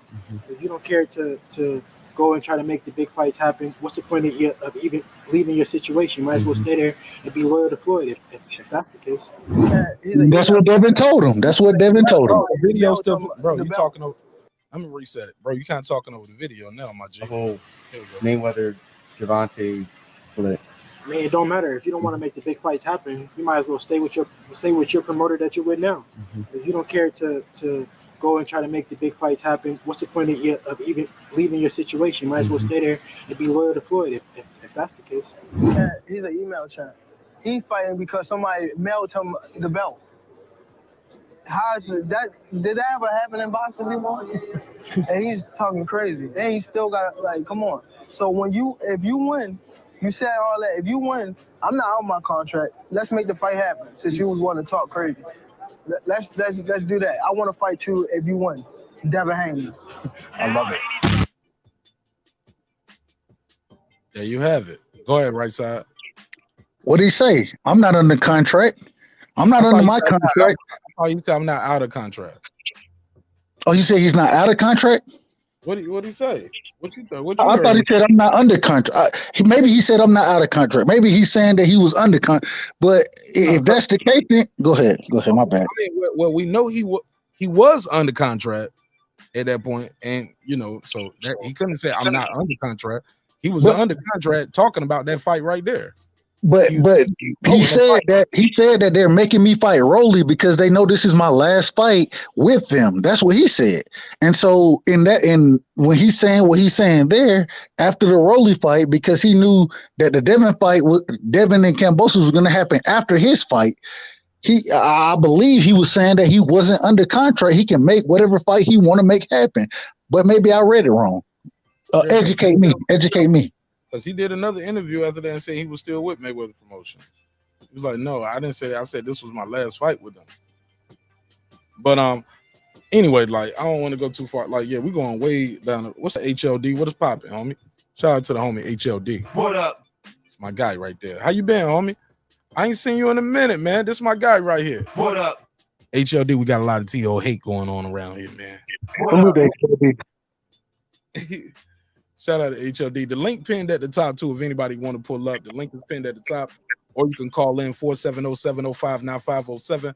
470-705-9507. The take back. The take back has started. He said he wants to be 2-time undisputed. He's going to 140. He gonna be 1-time undisputed, technically. I'm sorry, sir. If he accomplishes that, he technically gonna be 1-time undisputed. I don't know what you mean. They said when they called him undisputed. Look, Tim Bradley said it tonight on ESPN again. He said he became undisputed. I hear it, and I hear what they say, but I say 1 time. All right, so you didn't respect this undisputed. Nah, I mean, I respect him being a champion. As a matter of fact, I would argue that he deserves a tune-up because he's accomplished more in Tank. Tank's still fighting tune-ups that ain't accomplished half of what he accomplished in the sport of boxing. Yo, they call it the fake back in the chat. He said it ain't the take back, it's the fake back. Nah, You see man. how they do it, Mark? If they don't like you, man, they're gonna find a reason to put an asterisk by your win. That man went in there and knocked this guy out. It's a tune. Boxing throughout the history has always had tune-up fights. We know what that is. It's to get a feeling, to get used to taking punches, get back in the groove. We don't expect him to get jumped right back in with Devin Haney, especially after the performance he put in. He has to build his confidence. Majority of the game is mental. We all know this. This is facts.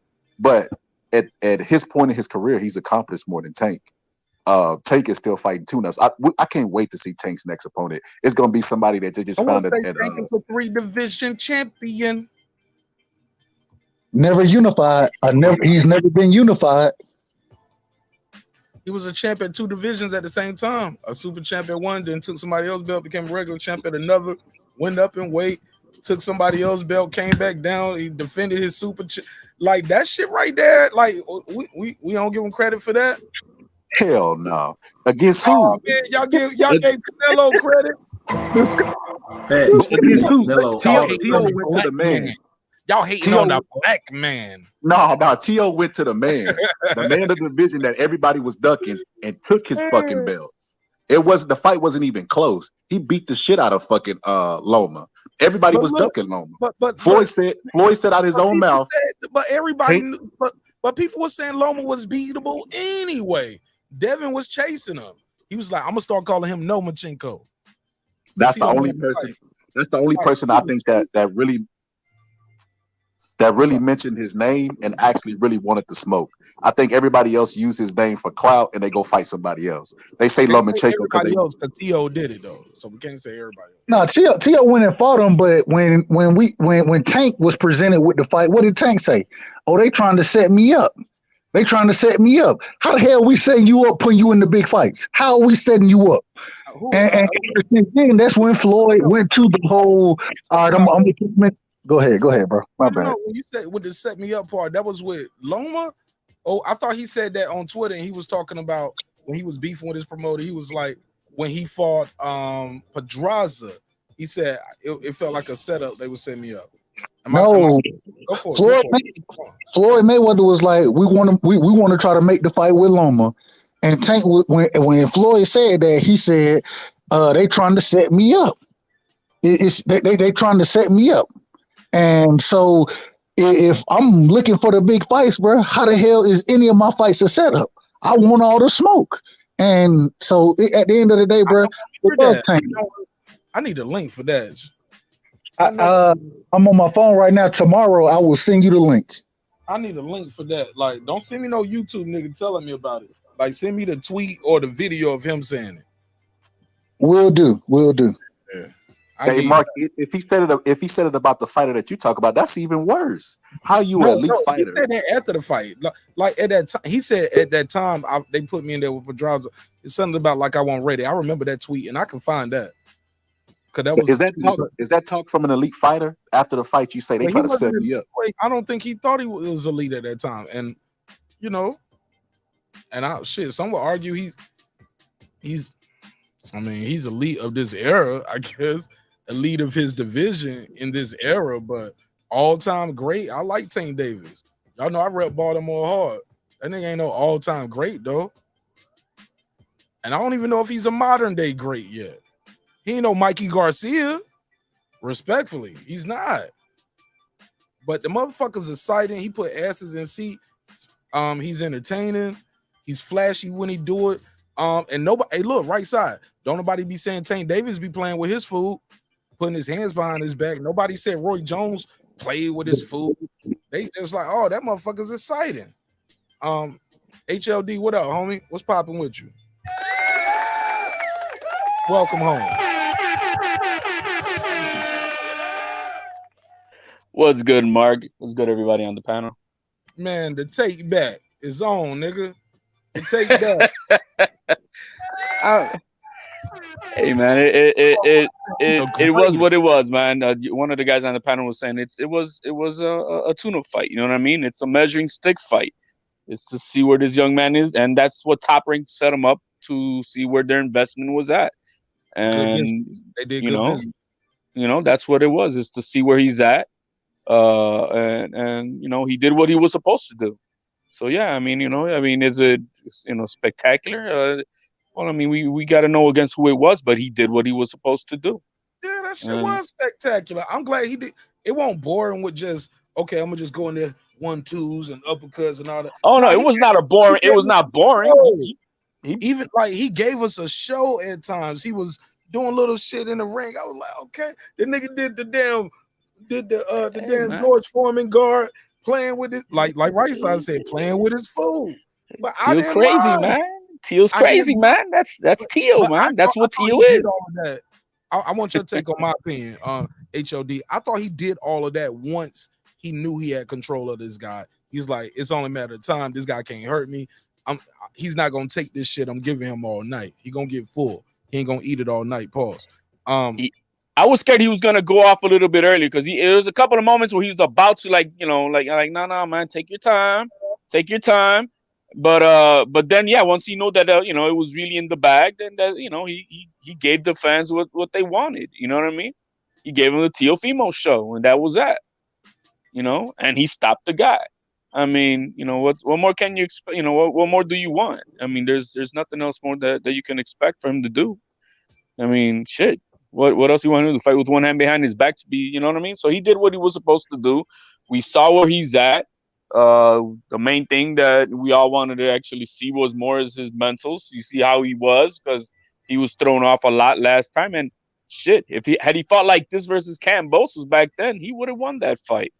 You know what I mean? It was a smart fight. He did well. That's all. What you think about him versus Ryan? I don't think any of those fights are all realistic. The only realistic fights that there is for Teo in December, no, it's not going to happen.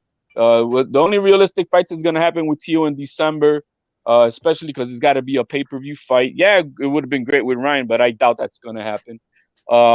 It's going to be that Taylor backs off of Catterall, and then we see a Teo versus Taylor, or Teo versus Ramirez, or Teo versus Barboza. Those are the only three names I think that's Teo versus Catterall if he bends that. Oh, because Catterall signed the deal across the pond. No, it's because Taylor's got the belts. You know what I mean? And the three names I mentioned. No, I'm talking about Catterall might can win. Some people thought he won the first fight. Oh, I just think the first thing, the three names I mentioned are top rank. The three names I mentioned are top rank, and so there would be easier fights to make. And these three guys that I just mentioned, I mean, one of them is arguably, he didn't lose his belts. He's arguably still undisputed, right? He's still the king of the division. Is Taylor, and the other two guys are top 10 top ranked fighters. So I mean, there's nothing wrong with any of those. Some of these fights. Regis ain't locked in nowhere, right? He independent right now too, right? No, he's with oh my god, I can't spit the name of that company. But he's with a promotional company. But they fight with everybody. Right. And he's gonna be fighting for a title. He's fighting for a title. So right. But that's what I was about to say. I know Catterall, he does have a TV thing, but I know right when this fight was being made, he was on Twitter telling Teo like, "Yo, I can fight you. Like, I'm independent. You know what I'm saying? I'm not signed with nobody. I do my own." Well, yeah, for this fight, because Teo did look. Catterall got a deal now, though. Yeah, but to like a TV deal. So Teo himself did not want to fight Campos. But that was Top Rank. They're running the show, and he has to listen now. You know what I mean? He really does. Yeah, and so he's got to listen to the smart people in the business, man. And this was a good fight for him to take. I think it was. But he wanted somebody, he wanted a big name, But and Theo said he is on boss though. Like he just said, when you a boss, all the fighters say they're on boss. Haney says he's the boss. He's not the boss. Tank says he's the boss. No, he's not. Ryan Garcia's not the boss. None of them are the boss, but they all say they're the boss. I mean, everybody's under the Bob Father, under Mayweather, or let's go. or under the guy that we never see, the Wizard of Oz guy from PVC, or they're with the Zone over there. You know what I mean? So nobody's really the boss. Everybody says they're the boss, but it's all bullshit. Canelo's probably the only guy in the business who's the boss because he's the one who commands the big bucks. Right side, come off mute real quick. Right side, let me check your audio. I want right side to jump in this conversation. Come off mute, right side. Let me see if the audio's straight. All right. Okay, so I guess his audio is messing up. He said his audio was messing up, but he was on mute. That's what I was trying to let him know. Yeah. But you got that right on the head, HOD. Pause. Definitely. A lot of them say that. But look, tonight was the first time they got Takeover Promotions. When did they start that? I didn't even know they had Takeover Promotions. Yeah, Teal's always had Takeover Promotions. He's had that for, I want to say, about good 4 years now. What shit? He been pro for 5 years. Right, but now with his new contract, that's when they throw it in there now. You know what I mean? I think that's what's happening. So with Top Rank, because you got to remember he renegotiated right before the call off of the Cambosos fight the week of last year in June. Say what you want to say. That nigga did some good business, man. Did what he made. Hey, look, he capitalized off that damn Loma win. He didn't just take what they gave him. I was happy for him too. I hate the fight took so long. And what do you say to the people? Because you rock with Lopez heavy, right? That's your guy, right? Yeah, man, we good. All right, so what do you say to people say like, yo, a lot of people lost a lot of respect for him after that fight with Cambosos. Like even now, it sounds like it's like Wilder 2.0, homie. It was like he said everything except the trainer spiked my water and the suit was too heavy. It was the shoulder. I had a hole in my throat. He said letting the world's strongest man punch him in the chest unguarded with a boxing glove had nothing to do with it, but you still took that punch, homie. 140-pound man. 135-pound fighter, taking that type of punch. Then the weight loss. Then we said it was the IBF. Cambosos was trying to run the shit like he was an A side. The judges, the Zone bought the judges because they knew I was gonna drop the belts and not fight Hank. Like everything. What do you say to that? I'm gonna judge the man by what he does in the ring. I'm because the thing is, we all are our own people. Like I may have my own opinion, and ain't nobody gonna change it, right? Like I can say, who the fuck are you to tell me what I want to fucking say or do? You know what I mean? Nobody is, right? So I can't tell you Marq Nash is like this and this is the way I know I can't do that. So I can't make, so do I agree with a lot of things that Teal says? No. Do I know a lot of things that are true to, to what happened at that time? Yeah. You know what I mean? He should have had dropped those belts. He shouldn't have fought after all those cancellations. He should have taken care of business outside of boxing because there was a lot of things. I don't care what any man says, but when you love a woman and you married and she's pregnant, all this other shit going on in your life, and she's leaving you and you don't know if you're going to see your kid and she just got born, I don't give a fuck who you are. If you love that woman, you love your child, you're in fucking shambles. You're not mentally there to be a fighter. No, you're not. So, so he had a lot of issues going on, but did he also bring in a lot of his own negative publicity, I guess? Yeah, he has, but you don't give a fuck, right? That's who he is. Who am I to? Right. I mean, I don't like it, but what can I do about it? So I'm gonna just judge him by what he does in the ring, and that's that. And he entertained me tonight, and I watched my other young prospect too. Did his thing, Xander Zayas, and so that's all. That's all it comes down to. You know what I mean? I felt like you was a little hard on Wilder on his excuses, though, homie. I remember being on the panel with you. I don't remember. Yeah. More as when you accuse one of the revered men in boxing in the history of the Olympics of drugging you, that's not the same thing as anything else that he was talking crazy about. That's, you know, you're ruining a man's reputation. You're accusing him of a fucking crime. Well, yeah, I had problems with that. Tio accused people of fixing fights. That's boxing. If we don't have the fixing in boxing, then come on. Those now. referees, hold up. Those referees, do I need to pull up their names for that fight for him versus? And we can see what fights that they judged and what they scored. Obviously, that part was that stupid. Yeah, that was. I think that was. I mean, it was a split decision. I just want to know what part. That'll be cool right there. I was curious at a somebody who I know fuck with Lopez heavy. You don't chopped it up with him before too, right? You've been on. Have you ever been on? No, yeah, yes. Okay, cool. I've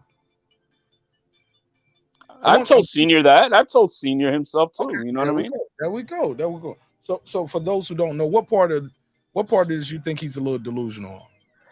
I'm not gonna say delusional, but it was a split decision. Let's bring this back. It was a split decision. So he thought he lost it's as tight as a fight that you can lose. It's a split decision. So he thought he won. I thought he lost by 2 rounds. You know what I mean? That's me. So I don't think I think the fight was called fair.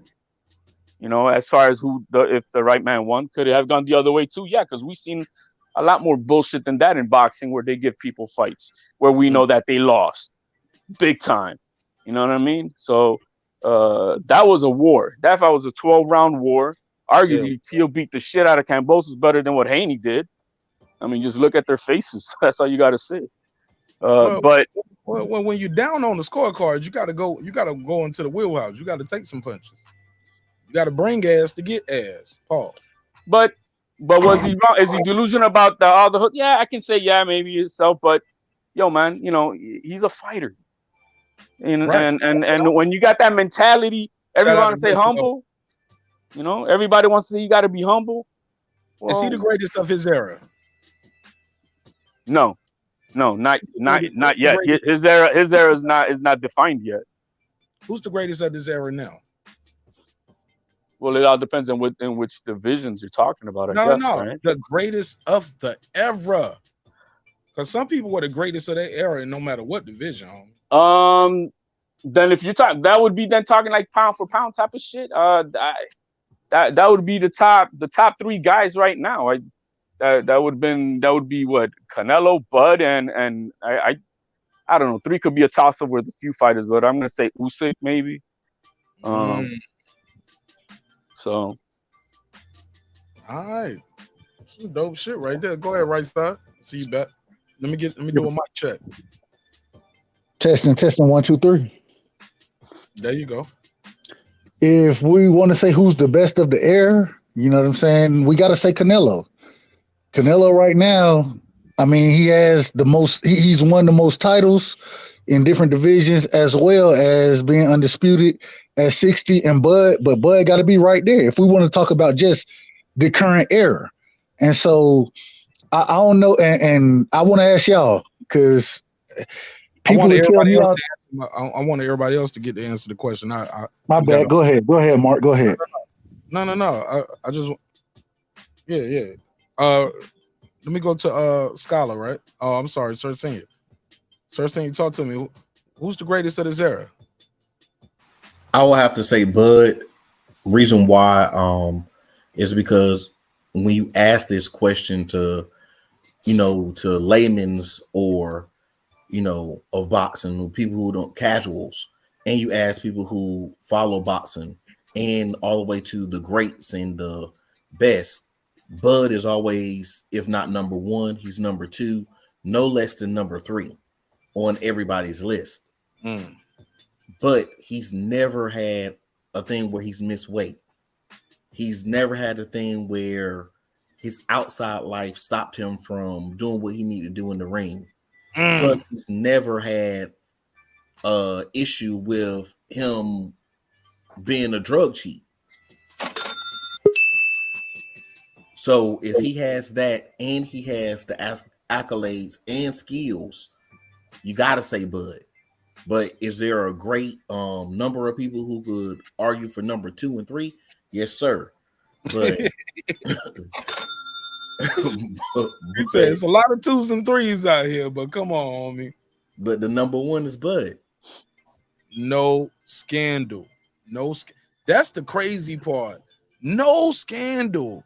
No beating up. No, matter of fact, nope. He did beat up a dude. Nah, he didn't get robbed though. Like, even if the fights way he beat a dude. Like, when I say scandal, now granted, he has what does the outside stuff have to do with what the person does in the ring? I'm trying to understand that. No, that's what I mean. When I say scandal, I mean like PEDs. Train to spike my water. I got robbed in the fight. He's not changing trainers. He's not doing like no low blows. Like, he's like, everybody knows he beat Amir Khan. It's like he don't have no thing where he beat a guy up, but it's like, nah, man. Every time you seen Bud fight, it's like you don't want to see a rematch. Even with the Porter fight, it's like as good as Porter did. I would stack up Usyk. I would stack up Usyk's accolades versus Bud's. Two weights, like the cruiserweight. Undisputed at cruiserweight, goes up to heavyweight.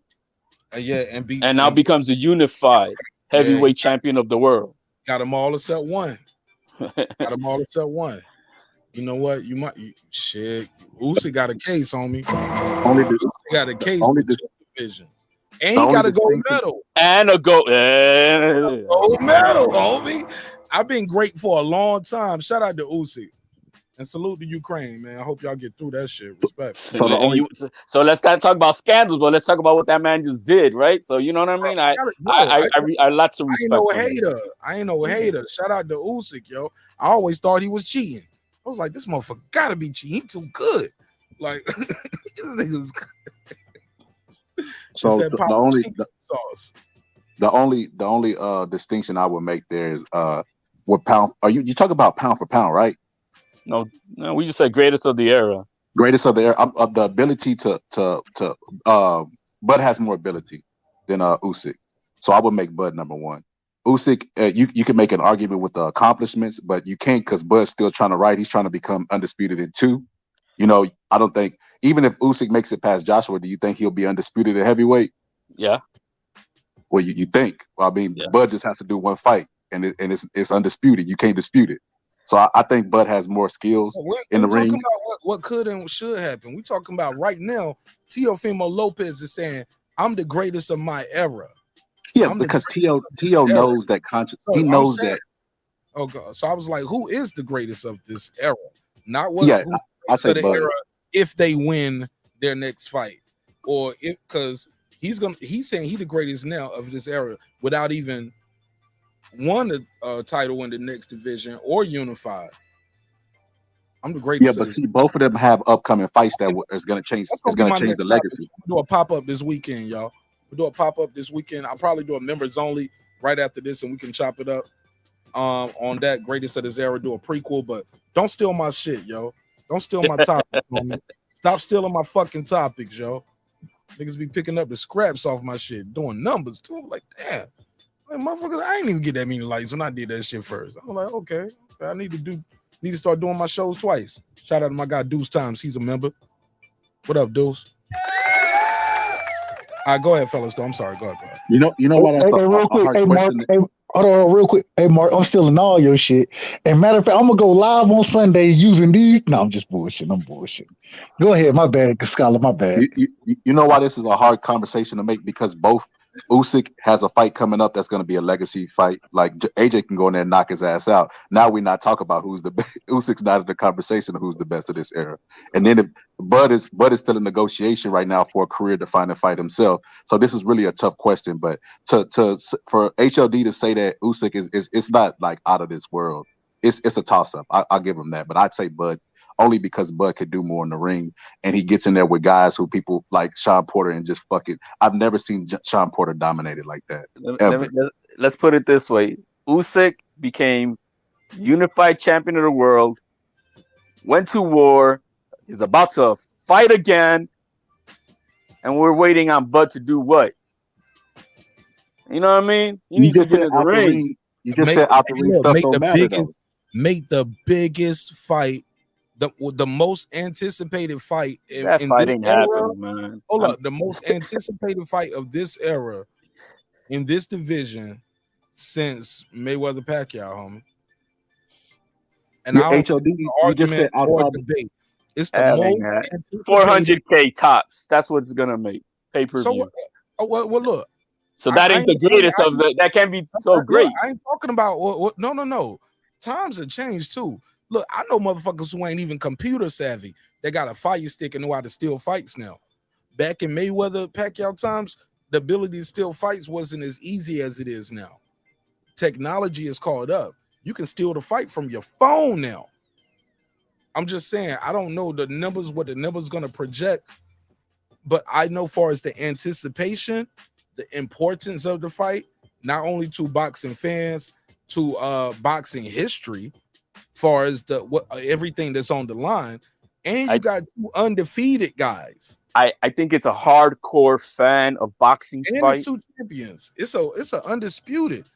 I'm just saying it's the most name a welterweight fight that's been more anticipated and meant as much with so much on the line since Mayweather Pacquiao, and arguably, matter of fact, inarguably, more is on the line now than Mayweather Pacquiao.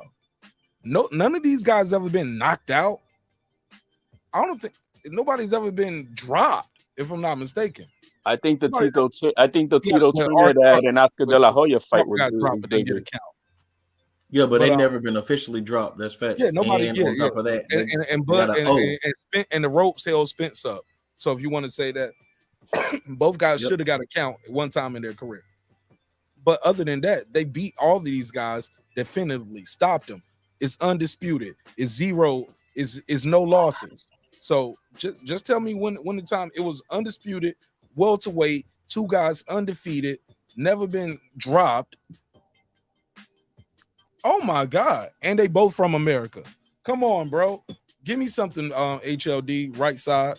Boxing Ain't nobody using Usyk's name in clickbait titles on YouTube. So that right there just tells you. Trinidad Oscar De La Hoya is gonna still be a bigger fight than Spence. You're crazy as hell. You respectfully, HLD. You know you my brother. I love you. It's up. Look at the numbers alone and how the whole damn nation was watching that fight. Yeah, but you basing it off a great point. There were parties on parties watching that fight. I remember it as clear as day. But you basing it off of popularity. Their whole career the only on reason YouTube of talking about this fight. Nobody made their whole casuals ain't talking about no fight. blood and like regular people. A lot of people don't even know these guys. That's not true. Dude, a lot of people don't even know these guys. The casuals are fighting over the casual. Most of Spence fans are casuals. What are you talking about? Most Spence fans are casuals. I don't know about all that. You know what I mean? But if he does have a lot of casual fans, well, good for him. That means he's doing a good job. Yo, I got a call real quick, y'all. Let me jump to the call. Got my guy right here, the boxing scientist. Talk to me, man. Yo, just real quick. So, on the Teofimo Lopez fight earlier with Campa, you know, I just gotta say that was just another horrible stoppage by Tony Week. Something's got to be done about these refs, man. You know, it's not like the 80s and 90s where they used to let them fight. You know, now they get a little buzz, they get rocked a little bit, and they just fucking stop the fight. It's another terrible stoppage, and I'm not saying, you know, Campa would have won, but at least give the man a fucking chance, you know? Yeah. So you thought it was an early stoppage? I agree with you. Yeah. Hello. All right. Go ahead. Say that again. Yeah, it's definitely an early stoppage, you know, because he wasn't really, I mean, he got dropped once, but he wasn't really that fucked up, you know. I've seen way worse than that. Right. Like when Oscar De La Hoya was fucking up, that guy from what was that guy's name? The Bazooka, they called him. I forget his Corte. Some people thought some people thought Iquarte won that fight. It was a close fight, but remember at the end how De La Hoya was just socking him again in the corner, and the ref didn't stop it. You know what I mean? Like nowadays, though, they would stop shit like that. I don't know if you guys noticed that trend in boxing. Like now they just stop everything. But yeah, I know that Xander fight definitely was stopped early, right?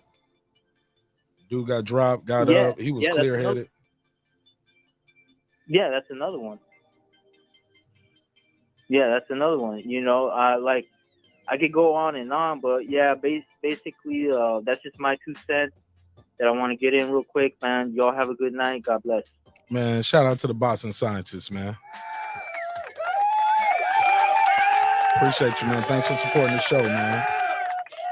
All right, shout out to the boxing scientists. Hey, look, I heard y'all had a little smoke, man. I had to screen the call. I respectfully disagree with what he said. But go for it. I was basically telling HOD. First, he said that outside the ring stuff don't matter. Then he brought up Usyk going to the war, so we got to cancel that shit out. And then when he was talking about, I threw it in because he said that. So I'm like, if you're gonna talk about the bad, let's talk about the good. Yeah, I didn't bring that up. I don't talk about that. I only talk about. But I'm just saying that it was in the conversation here, right? So that's why. So with Usyk facing Joshua, the only reason he's making as much money as he's making is because he's facing Joshua. Nobody is checking for an Usyk fight, bro. Like this is the biggest fight in boxing. You like this fight is so big that the fans are really fighting, bro. Like the fans, they're threatening each other, threatening to pull up. That's how much anticipation this fight has. This is the biggest fight in boxing, period. It's the biggest fight of both of their careers. It's a career-defining moment. This is the biggest fight in boxing, in my opinion. Go ahead, HOD rebuttal. And on right side can jump in too. I think we get caught up with the YouTube world and Twitter world. And yeah, this community, it's very strong. Of course, I think within the community, the YTBC community, it is. And within anybody who's a hardcore fan, it is. But not outside of that, no. I don't see it as I don't see that it is as big. I don't. That's all. Will you buy the fight or go to the fight, HOD? Or I'll be honest with you, I'm tired of those two. I'm tired of those two, man, with this shit. No, I got off of YouTube for a minute. HOD, I ain't ask you that, my brother. And I'm sorry. I'm gonna give you my answer. Okay. I'm tired of hearing this shit. For how long? I stepped off of YouTube for a minute, enjoying the summer, and this and that, traveling. Come back and I'm hearing the same thing. I'm like, come on now, man, make this fight already. I'd rather not see it, and I'd rather see those two fools get knocked out by Ortiz and Boots and get them out of here. That's how I feel about it. I'm tired of hearing it's becoming the Mayweather Pacquiao. We waiting forever and ever and all this. I'm done, bro. I'm burnt out with that talk. There's a lot more exciting fights that are happening right now, so I'd rather watch those. That's just me. I'm done with it. When they make it, then we'll see. But until then, I really don't. Right. I really have no opinion. I got you. Hold on. I got a call real quick. This is my boy, All Positive Network. All Positive. What up? What's up, man? Yo, let's talk about first of all, I wasn't impressed with Lopez at all, man. You know what I'm saying? Yeah, I don't think his power is gonna come up like that. I like the guy. I don't think I hate him. I do like Lopez, but I think he would struggle with guys. A lot of the guys at 140 and all that. And I do agree with one of the panel members. Y'all might not agree with what I'm saying, but Trinidad De La Hoya is bigger than Crawford's thing. This is my opinion. This is my opinion because I think they did over 1 million pay-per-views on that one. And at the time, both were undefeated, and it was for undisputed because the WBO at the time wasn't a major title. You said they were both undefeated. You said they were both undefeated, and it was for undisputed. Yes. Trinidad and De La Hoya. They were undefeated because De La Hoya just beat Corte, even though I thought Corte won the fight, and Trinidad had just beat Pernell Whitaker, an old Pernell Whitaker, and Trinidad was the IBF, and De La Hoya was the WBC and the WBA, and the WBO wasn't the main title then. I think I'm not sure if Daniel Santos had it at that point in '99 when they fought. I know Daniel Santos had it like 2000, but I'm not sure if WBO I got to do champ, my nobody research on counts that, the bro. Yeah, they were undisputed. And after that, My Trinidad man came in with the facts. I gotta Google yeah, he that. moved up. After that, he moved Trinidad. I don't moved up to remember Oscar De La 154. Hoya being undisputed. Hey, and the other thing is, Yeah, I mean, it was undisputed. versus Trinidad. Yeah, Like Trinidad. that was the fight. Yeah, Trinidad won. He was the undisputed champ. Then he moved up to 154 and took David Reed title. Then he took Vargas title. Somebody calling And in after right that, now. he I'm on moved the up to phone. 160. 562. I'll call you back. Go ahead. But yeah, Finish up. it was a big fight. It was like over $1 million, like 1.3 million buys, Oh, something shit, like that. I might It was stand the corrected. biggest fight ever. Yeah, it was a huge fight. and not only that, my man, those guys were both 26 years old, true prime, not in a car crash prime and 35 prime. They were 26 years old, both of them. Yeah, but the primes are longer now because we know more about modern science. What you mean? What you mean? Break it down. Don't just say one line and stop. Oh, I thought somebody else was gonna jump in. I was talking to boxing Yeah, scholar. He jumped in with it. Yeah, a lot. The primes are longer now. A lot, like 33 when Sugar Ray Robert Leonard was washed up at 33. He even said it himself. He was like, the technology is getting better and people are able to extend their primes. Like what's old for now as a fighter wasn't old for the days of yesteryear as a fighter. Like I think I don't think the fighters are getting better technology. I think they're fighting less. Like that's why they are fighting longer, because Sugar Ray Robinson, he had over 100 fights by the time he was in his 30s. Not 100, but like 80 fights, 70 fights, something like that by the time he was in his 30s. You know what I'm saying? So these guys aren't fighting. They're fighting once a year. They're turning pro. They're fighting twice, 3 times a year.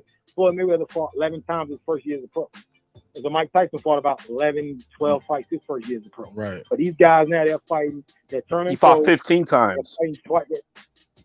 Huh? Who? Mike Tyson? Yeah, okay, that's even better. That's even better. But you know what I'm saying, these guys aren't fighting often. And then by the time they're in their 30s, All right, Oscar Oscar didn't get undisputed fighting Trinidad, bro. He got unified. No, Oscar didn't. Trinidad won. Trinidad won undisputed. I mean, no, he didn't get undisputed fighting Oscar. He got unified. He got the IBF. I'm reading it right now. He got the IBF and the WBC when he beat Oscar. No, Oscar. I'm reading it. I'm looking at it right. I'm just looking at Well, what I'm reading let's right go now. back. Bernard Hopkins became undisputed when he beat Trinidad. Yeah, he did. Yeah. Now, old boy beat Fernando Vargas, and he had 3 of the belts. But yeah, when he beat Oscar, he got unified. Trinidad didn't get undisputed. And even as unified is a bigger fight.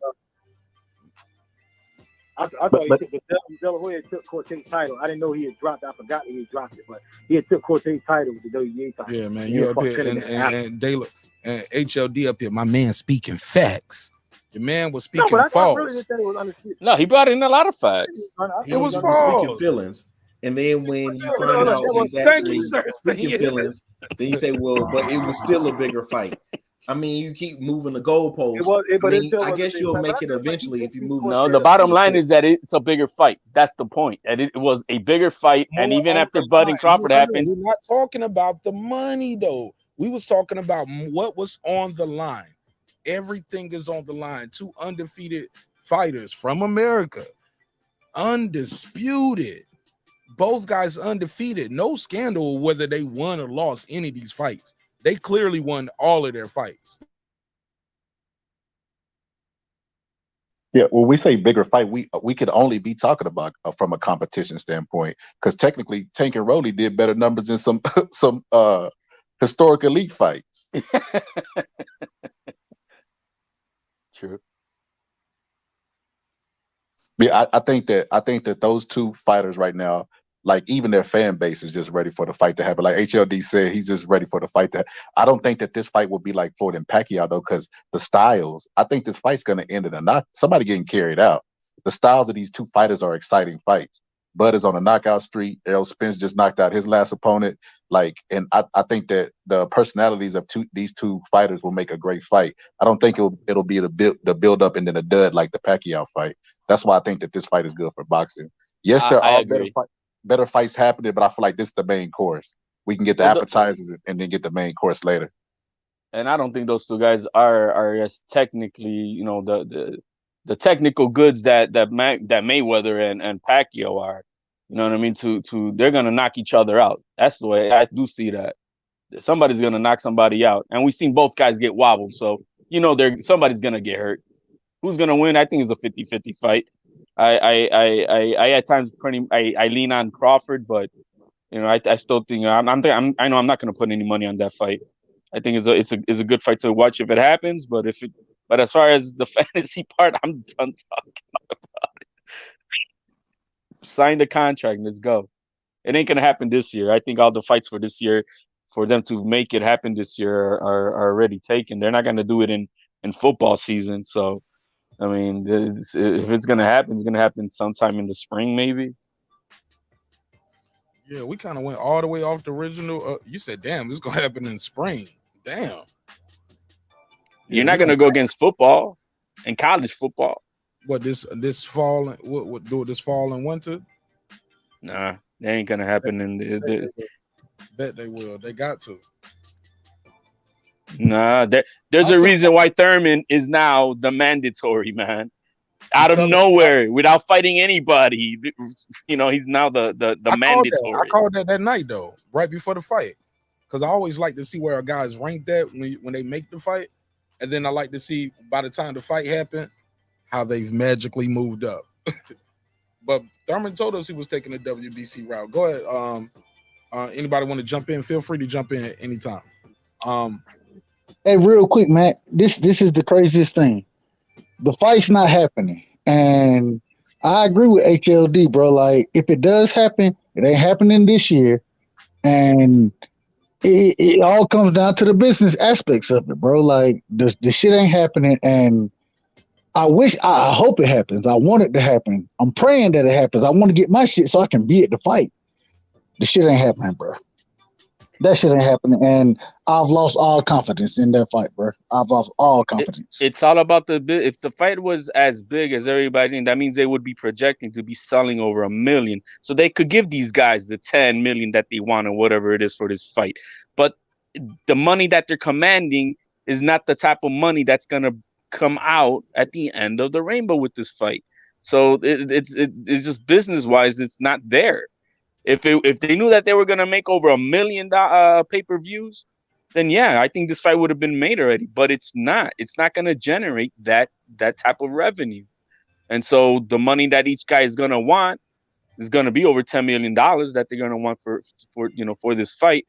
That means if it's $10 million a piece, for an example, that means this fight's got to sell like $80 million for the top guys in the business to get their cut.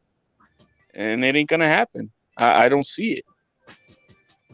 The biggest thing about this fight to me that would be the biggest disappointment is not the actual fight, because I think it's going to be an exciting fight, is if the YouTubers who have been arguing about this fight for years, fighting, threatening each other to pull up on each other, don't show up and show out for this fucking fight.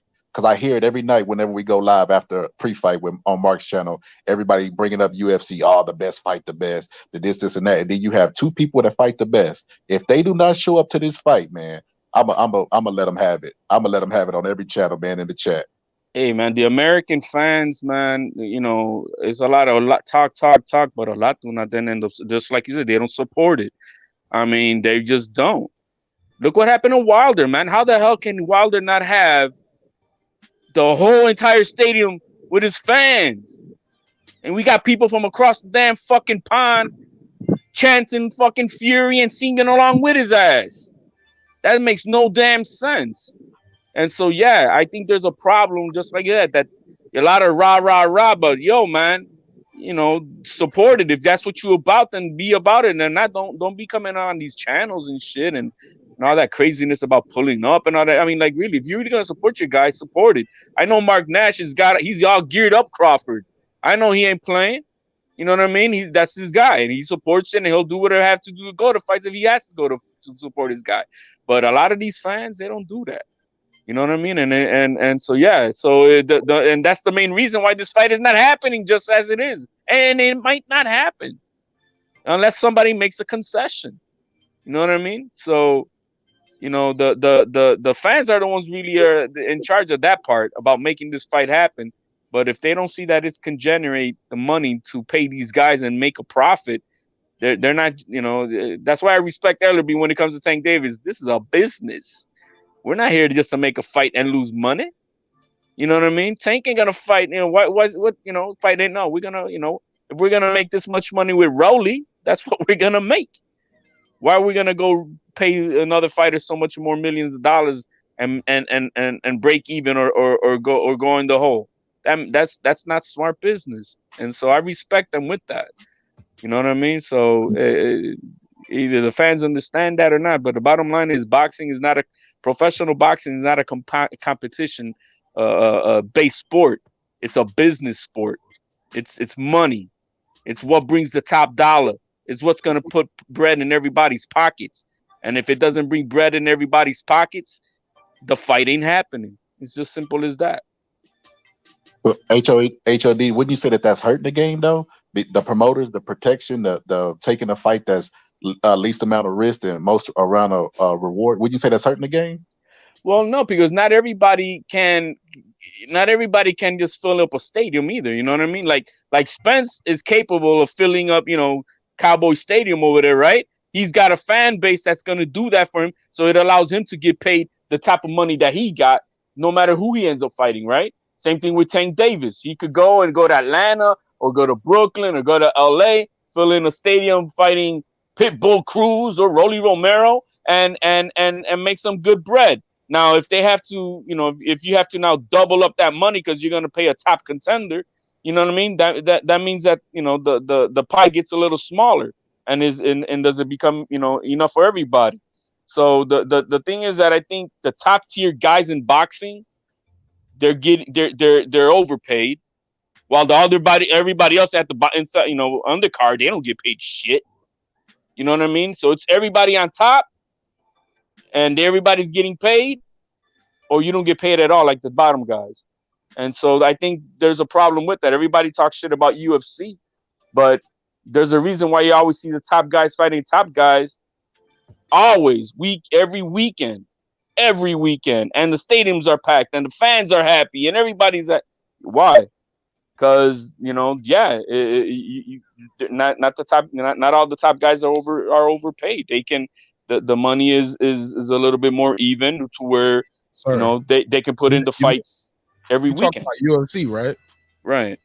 But let's be fair. The best in UFC ain't fighting the best in Bellator, and that's what you have in boxing. It's different promotions. When people think mixed martial arts is just UFC, no, that's just one company. They're not fighting those Bellator guys and champion one guys. No, UFC. You think you fighting the best versus best because that's how it's been marketed and promoted to you. But they're not cross promoting. It's one promotional company, and that's what's being presented to you mainly on TV. But in China, they watching Champion One, and they think their guys are whoop the UFC guys' ass in those divisions. But their guys are fighting their guys. It's no different from top rank guys fighting top rank and PBC guys fighting each other. Like, I think it's a false equivalency. You comparing one promotional company to an entire sport with multiple promotional companies, multiple different television networks. It's a lot. But these networks hardly even do that, Mark.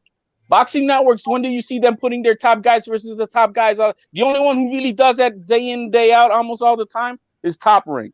They're not afraid of putting their investment at risk to fight each other. But everybody else, they don't do that. It's very rare that you see that happen. I heard someone earlier say that UFC don't put tune-up fights. When Conor McGregor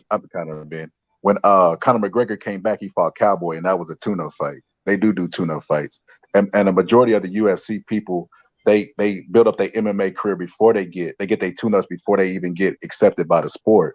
So I mean, like, it's really hard and difficult to compare the sports because UFC is so good at marketing that the fans don't like Mark said, they don't know. It's like they don't do cross promotion events. They just market themselves as we the best in the world.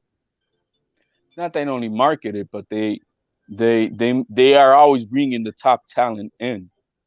They're ones who are getting pretty much the first cracks at getting the best.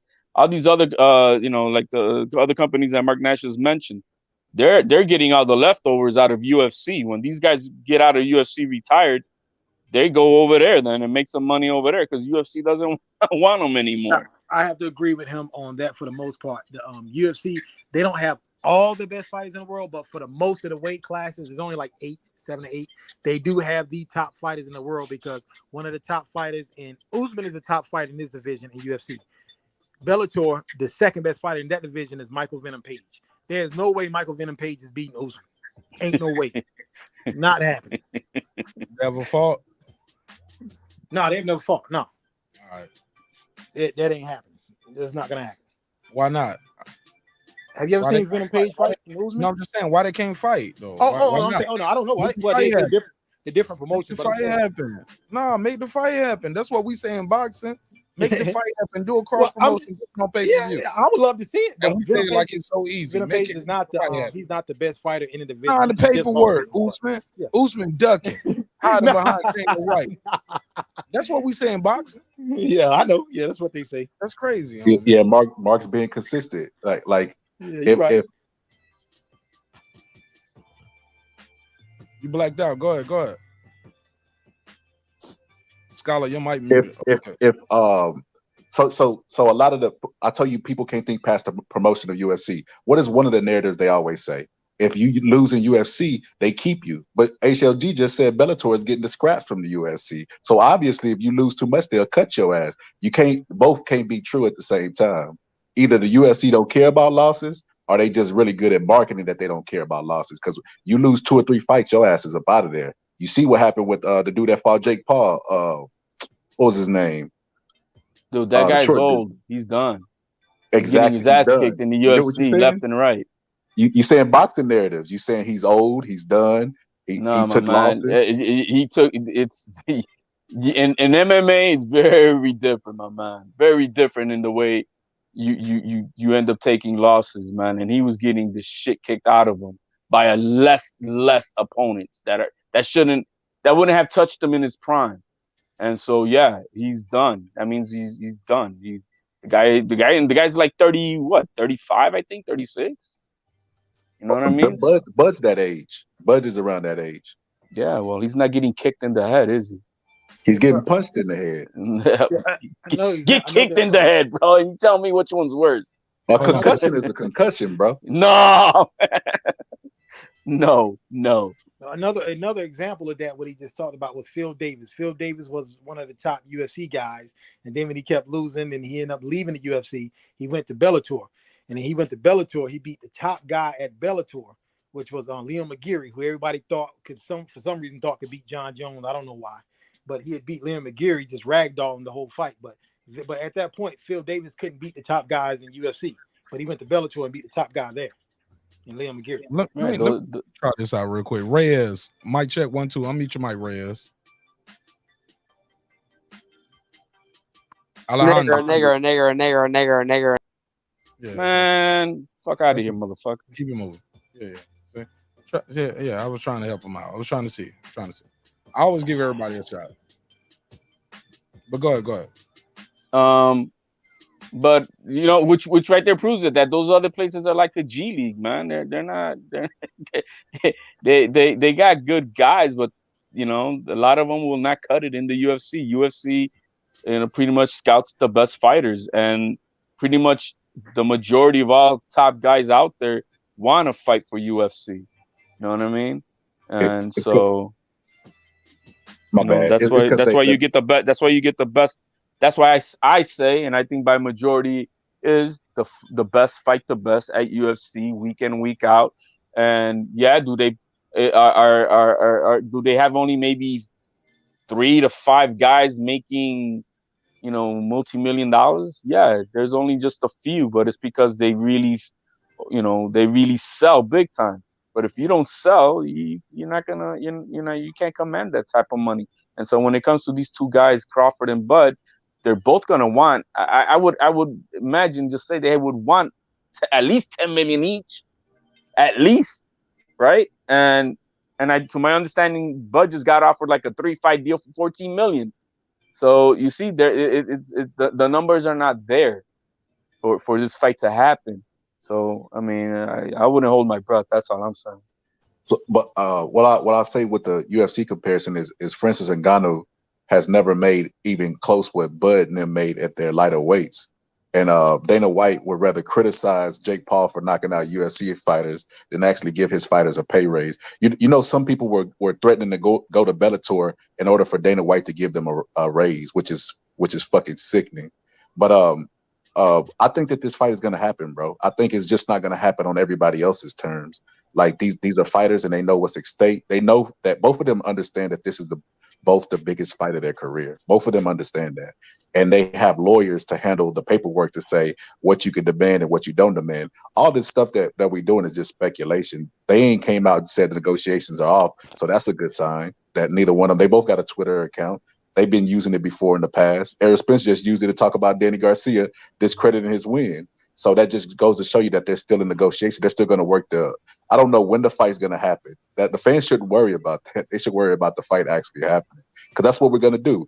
Like, this is what boxing fans have a history of doing: complaining and then showing up when it happens. They complained about the Pacquiao fight. Oh, I don't think it's going to happen. Then when it finally happened, oh, I'm not going to watch it. Then that fight broke records. That's what boxing fans do. We complain, and then we show up and consume. That's why promoters don't change what they've been doing, because they understand that boxing fans gonna bitch and moan, and at the end of the day, they're gonna buy what we sell them. They know that majority of the boxing fans are suckers, and it's a sucker born every day. So they just keep creating stuff for the suckers to support. That's why you could sell out an arena fighting a nobody in boxing, because boxing fans will say, on one hand, you know, it's prize, it's show business. So, you know, you got to take the fight that makes the most sense money-wise. They'll say that. But then they'll say, I want the best fight. You can't have it both ways, because the best fight is not going to always be the most lucrative fight. You got to pick one. Yeah, I do agree with what you're saying about UFC, though. I know I love UFC, and the top 10 in UFC always fight the best, but Dana White is notorious for not paying his fighters. And the guys were threatening to leave and go to Bellator, but yeah, he's like. Do you love UFC or do you love MMA? I love MMA, period. Because when I hear people say I love UFC, that's almost like saying I love Top Rank. Yeah, but I love MMA, period. You know, whether it's Bellator, Invicta, whatever. I like all MMA, but I do like UFC. I love UFC. I think we have the habit of, when we say UFC, making it as one as what it is, what MMA is. You know what I mean? Like it's you know what I mean? Like it's you know, like saying, right? I think we have a habit of that, but I think it comes down to the me. I'm a fan. I love MMA. I think it's I like MMA. But yeah, because I was watching Gracie get knocked out last night in Bellator. All right. Go ahead. Boston Scholar, you still there? We got Sir Senior here, HLD, all positive. Shout out to my guy Puro. Puro, what up, homie? What up, homie? Puro, you back from Mexico yet? Puro just came straight back from Mexico. I saw your videos while you was out there too, living it up. I'm about to do a members only, Puro. Pull up for the members only too, so we can tell us all about your trip and break down some of this shit that we've been talking about tonight. Anybody got anything else? I'm looking at the clock. I'm doing good right here. 2 hours, a little over 2 hours. HLD, hey, look, I don't shine. I don't got the shine box no more. I don't do 6, 7, 8 hour lives no more, homie. I'm out of here. That's I'm out of here, homie. Hey, man, that's good, bro. You got to sleep, bro. No more, homie. You know, but I mean, you know, if we're gonna bring it back to what tonight was all about, it was you know what was expected out of Teofimo, and you know, I think he passed with flying colors. He did what he was supposed to do, and that's that. I mean, I'm glad that the kid is done well, and we didn't see a total meltdown of what everybody thought that was going on with him. So, you know, he did what he had to do, and that's that.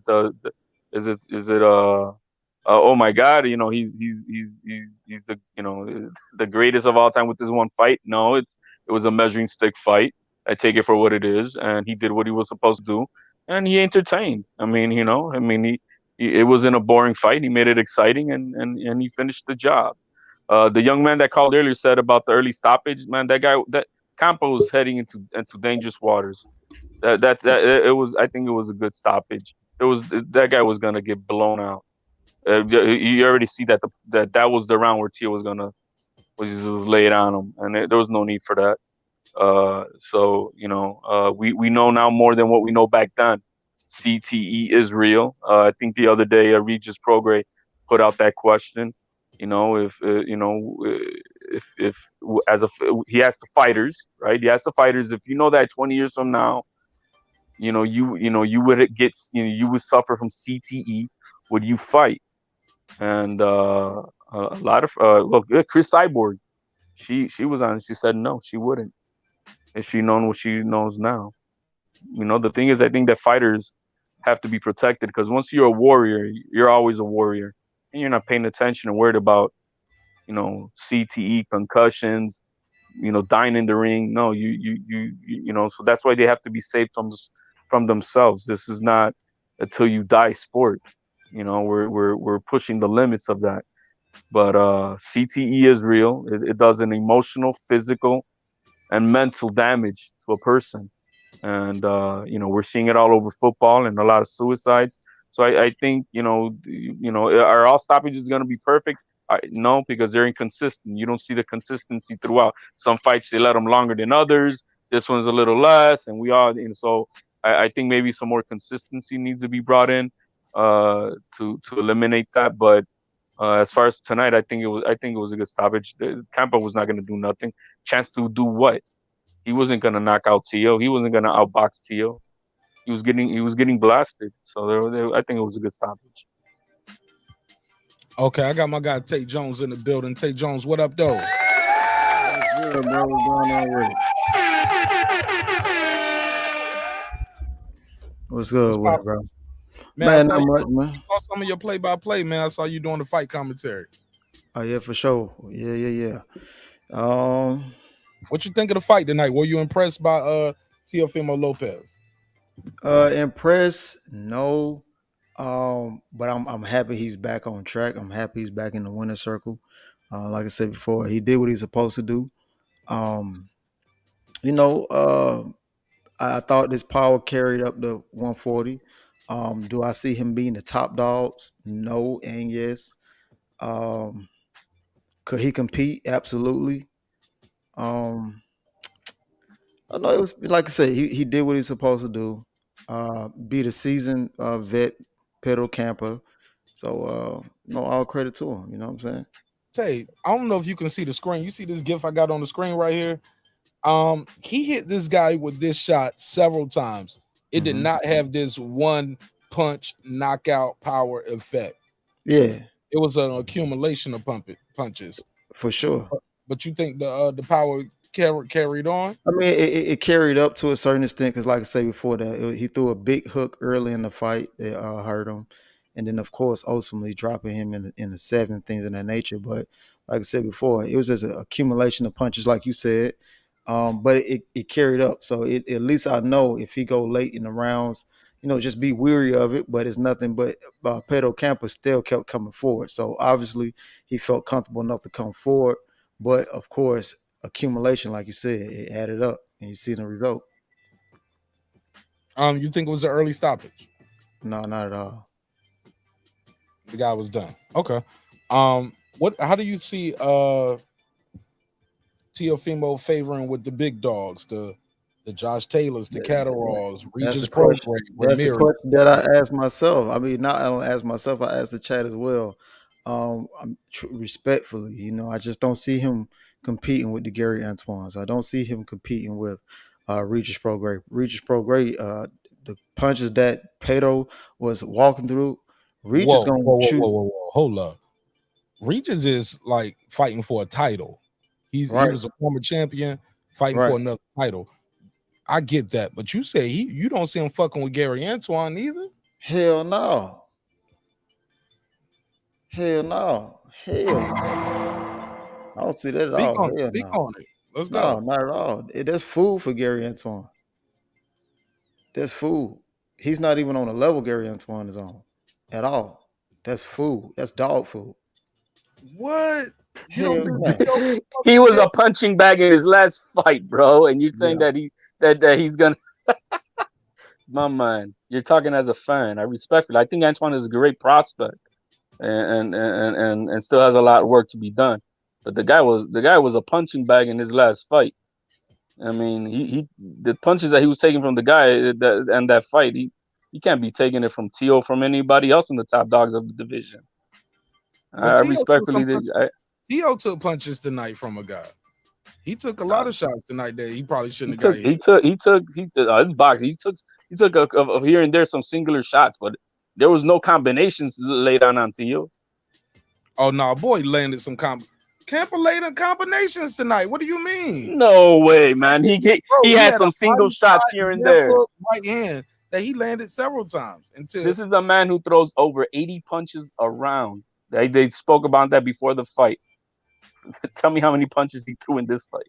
I'm telling you, man, he landed some punches on Teo. Well, I mean, it's boxing. No, yeah, but he landed a couple. Teo was right there.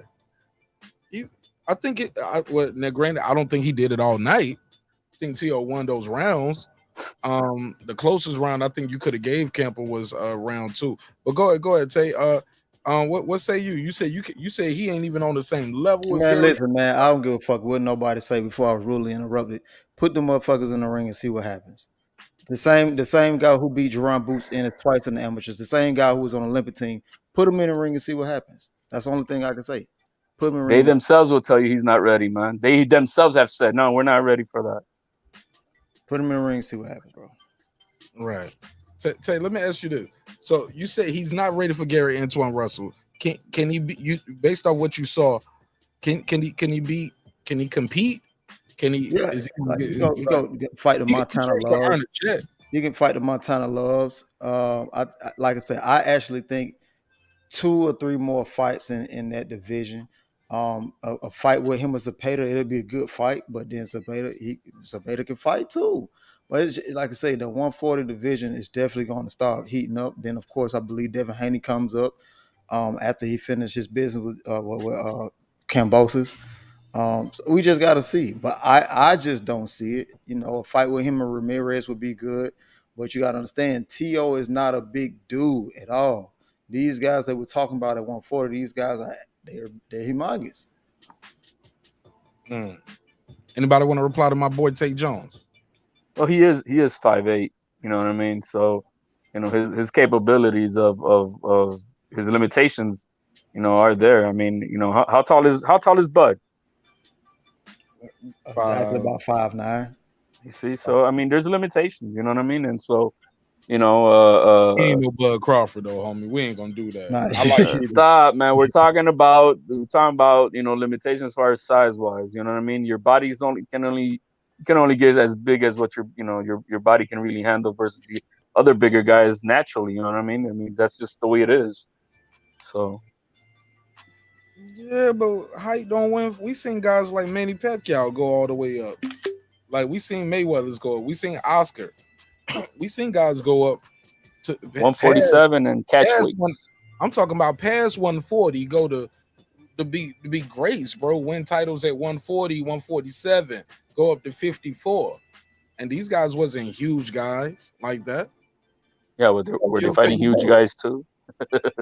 Some of them fought bigger guys. Mayweather fought bigger guys. Oscar fought guys. Oscar had a big frame too, but no, Oscar's big. But he fought bigger guys though. Oscar's like 5'10", 5'11". Skills pay the bills though, man. But still, there's limitations. I mean, you can only go so big. You know what I mean? Before it catches up with you. I think that's what happened with Canelo in his last fight. You know, Grandy tried to go for greatness, but there's you can only go against a bigger guy who's would be probably as skillful as you are. The bigger guy's gonna win. Tay, let me ask you this: do you how you feel about the Ryan and Teofimo Lopez fight? Would you buy that fight? Let's start there. Would you buy it? Yeah, I would. Yeah, I would. I watch it. Is that an intriguing matchup to you? Yeah. Definitely.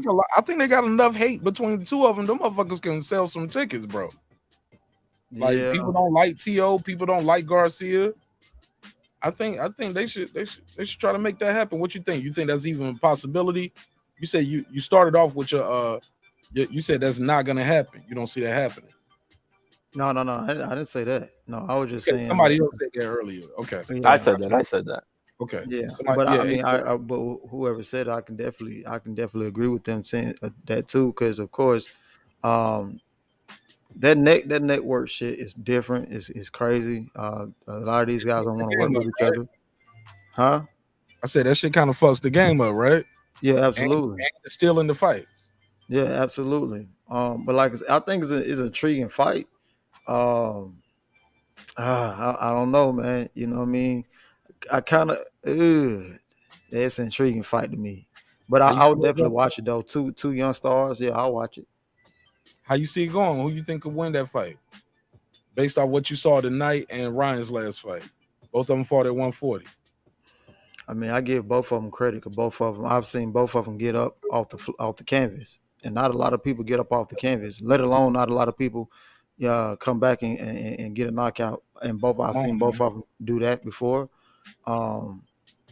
So like I said before, I really don't know. I think the speed keeps Tio honest.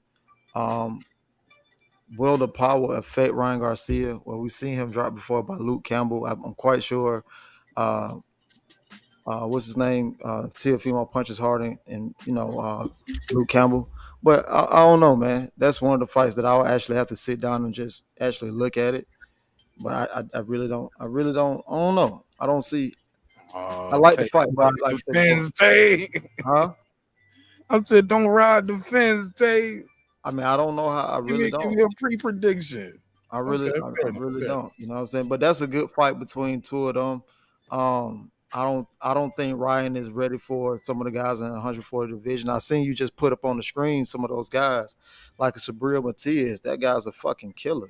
You know what I'm saying? So for real. Like, you know what I mean? Barboza Jr. too, who was in the crowd tonight. I actually see that fight being made next for Tio. You know what I'm saying? But we got to see. But, I don't see a lot of those guys, both of them fighting a lot of those guys in the 140-pound division. But I think Ryan Garcia stays at 35 simply because he's number one now in the WBA. So we'll see. All right, right side, jump in real quick. If he stays at 35, does he fight Ryan Garcia or does he fight Tank Davis? If he stays at 35, I mean, if you ask me, speaking with if who stays at 35, Ryan Garcia. Ryan Garcia. So Ryan Garcia, 35. He's 40. He's done. I don't believe he is, bro. He just got moved to number one in WBA. So if he was done at 40, why would they move him to number one in WBA? At 135? Is at 135. Yep. His last two fights were 140 though. So I mean, and he said in himself that he was done, but I mean, who knows, man? There's a business of boxing. And nobody. He said, I ain't going back for nothing and nobody. That's what he say, but money talks. He said, I gotta take the man for the word though. Man, money talks. You can't I can't take Ryan at his word. Go ahead. I'm saying after he don't fall, cut weight, see how it feel to be in there at 140. Because you leave something into yourself in that ring, and you definitely leave something in that gym cutting that weight. I'm sure Tay can attest to that, right, Tay? Yeah, but like I said before, man, that fight was actually Ryan wanted that fight at 35. Javier Fortuna couldn't make weight, and that's the end of it. You know what I'm saying? But of course, his handlers, they wanted to fight at 140. You know what I mean? But Ryan, he stated that he wanted to fight at 35. Let's pass to Ryan. Anybody want to? I ain't got that much time left because we about to start a members only. But I definitely want to know. Anybody got a question for my good friend right here? Call him my friend and my brother. I got love for him. I hit the wrong button. Damn, that put a case on my damn self. It's all love. Tell you, it's all love. Watching, talking to Steven Espinosa on the interview today. That's one of the fights he's trying to make. So speak on that real quick. That was a hell of an interview, Tay. That was a hell of an interview. Hold on. I appreciate it, man. I definitely appreciate it, bro. Hey, look. Tell people about the interview and how did it go? How long did you have him there? And tell people what was the matchup that you said you brought up with Steven, because I missed that. He spoke about Tank Davis and Gervonta Tank Davis and Ryan Garcia. That was one of the two fights he was trying to make. the first fight being Spence and Bud, and then of course the second big fight he was trying to make before the end of the year is Ron Garcia and Gervonta Tank Davis. We did about what 15 minute interview. I really was supposed to do an hour, but it was my fault because he did tell me it'd be later on in the not afternoon but in the morning. But he texted me at 2:00, but I didn't see his text message until down at 2:30. So it's really my fault. You know what I mean? But no, it happens, man. Shit, it happens. yeah. Did you get that follow up with that question and ask him? Because I haven't seen all the interview yet. I didn't see it was there. I saw the beginning part and you was there before him, and I was like, maybe it's like the Lady Shan interview with Rockman where he was late and then he pulled up. So I was like, I know I'd catch the playback. No, I came on early. Maybe like I want to say about maybe 6-7 minutes before he came on, and then he came I was on. longer than 7 minutes, nigga. I was there. Longer than 7. It was about 7 to 10 minutes then. It was probably about 10, 15. we only did between here and now, I believe we only did like 15 to 20 minutes. I'm gonna chop up some of that. Do I got your permission? Can I that's cool. Yeah, for sure. I'm gonna react to it. Did you get to follow up with him and ask him what because Oscar said he don't know who to talk to. He can't get nobody on the phone. Man, all I know is I think that's a lot that Oscar is stating. But he did say that's one of the fights he was trying to make. I didn't get a chance to ask him, how's the negotiations going, but he kind of answered that in stating that that's the fight that he's trying to make, in which I believe that is the fight he's trying to make. Why would he say that? If that wasn't the fight he was trying to make. Okay. Can I add on to that? Go ahead, right side. So, and Tay, me and you, we rock with some of the same people. Right. Speaking to L-Dub, bro, he was saying that it's not really on Oscar to make this fight right now. Right now, it's really Ryan's lawyer who's pushing to make this fight happen. And that's the reason he's saying he has a lot of faith that this fight has a great possibility. And I felt like when Stephen Espinosa was talking to you, bro, like he seemed very optimistic as far as trying to make that fight happen, especially what we've heard Oscar say, not knowing who to call and all of that. I think that it's other entities operating behind the scenes trying to make that fight happen. Me too. I got the same vibe as well. You know what I'm saying? I got the same vibe as well. And I think it's, if you really look at the landscape of it, his trainer, he's with PBC. I forget the trainer name already, slipped my mind. His trainer's with PBC, got a lot of PBC fighters. One of the managers, the lawyer, he deals with Al Heyman. So I think that fight can happen, bro. All right. So, because what I'm hearing from right side, it sounds like and that's not out the norm where your lawyer kind of operates in the capacity of your manager, right? That's not out the norm. So it sounds like, but what you're saying is it's not Oscar making the fight though. We need to leave Oscar out of it. Like it ain't him. Oscar's gonna promote the fight, but Ryan and his team decides who Ryan is fighting, not Oscar. Is that what you're saying, right side? Correct. And even Ryan, he came out with a tweet saying that sources say, and he's saying he was the source that's saying it. You know what I'm saying? That the fight is still a possibility and that he's pushing for that fight. And then to hear that his lawyer, regardless of what Oscar is saying, that his lawyer is the one who's kind of in control of making that fight. I just want to say that I think the fight can happen. That's all I'm saying. I do too. It just sounds like the lawyer may be just the point of contact for, but that's what it sounds like. Because for Oscar to say he don't know who to call, look, man, they all got each other's numbers on speed dial. No. That all was of them. You got to think though. For Oscar to say that, that's bullshit. Right, that's bullshit. If you think about it, look at the landscape of what just happened. He just fought Javier Fortuna. Who was Javier Fortuna with? He with Sampson and of course Al Heyman. He fights on Showtime, PBC fighter.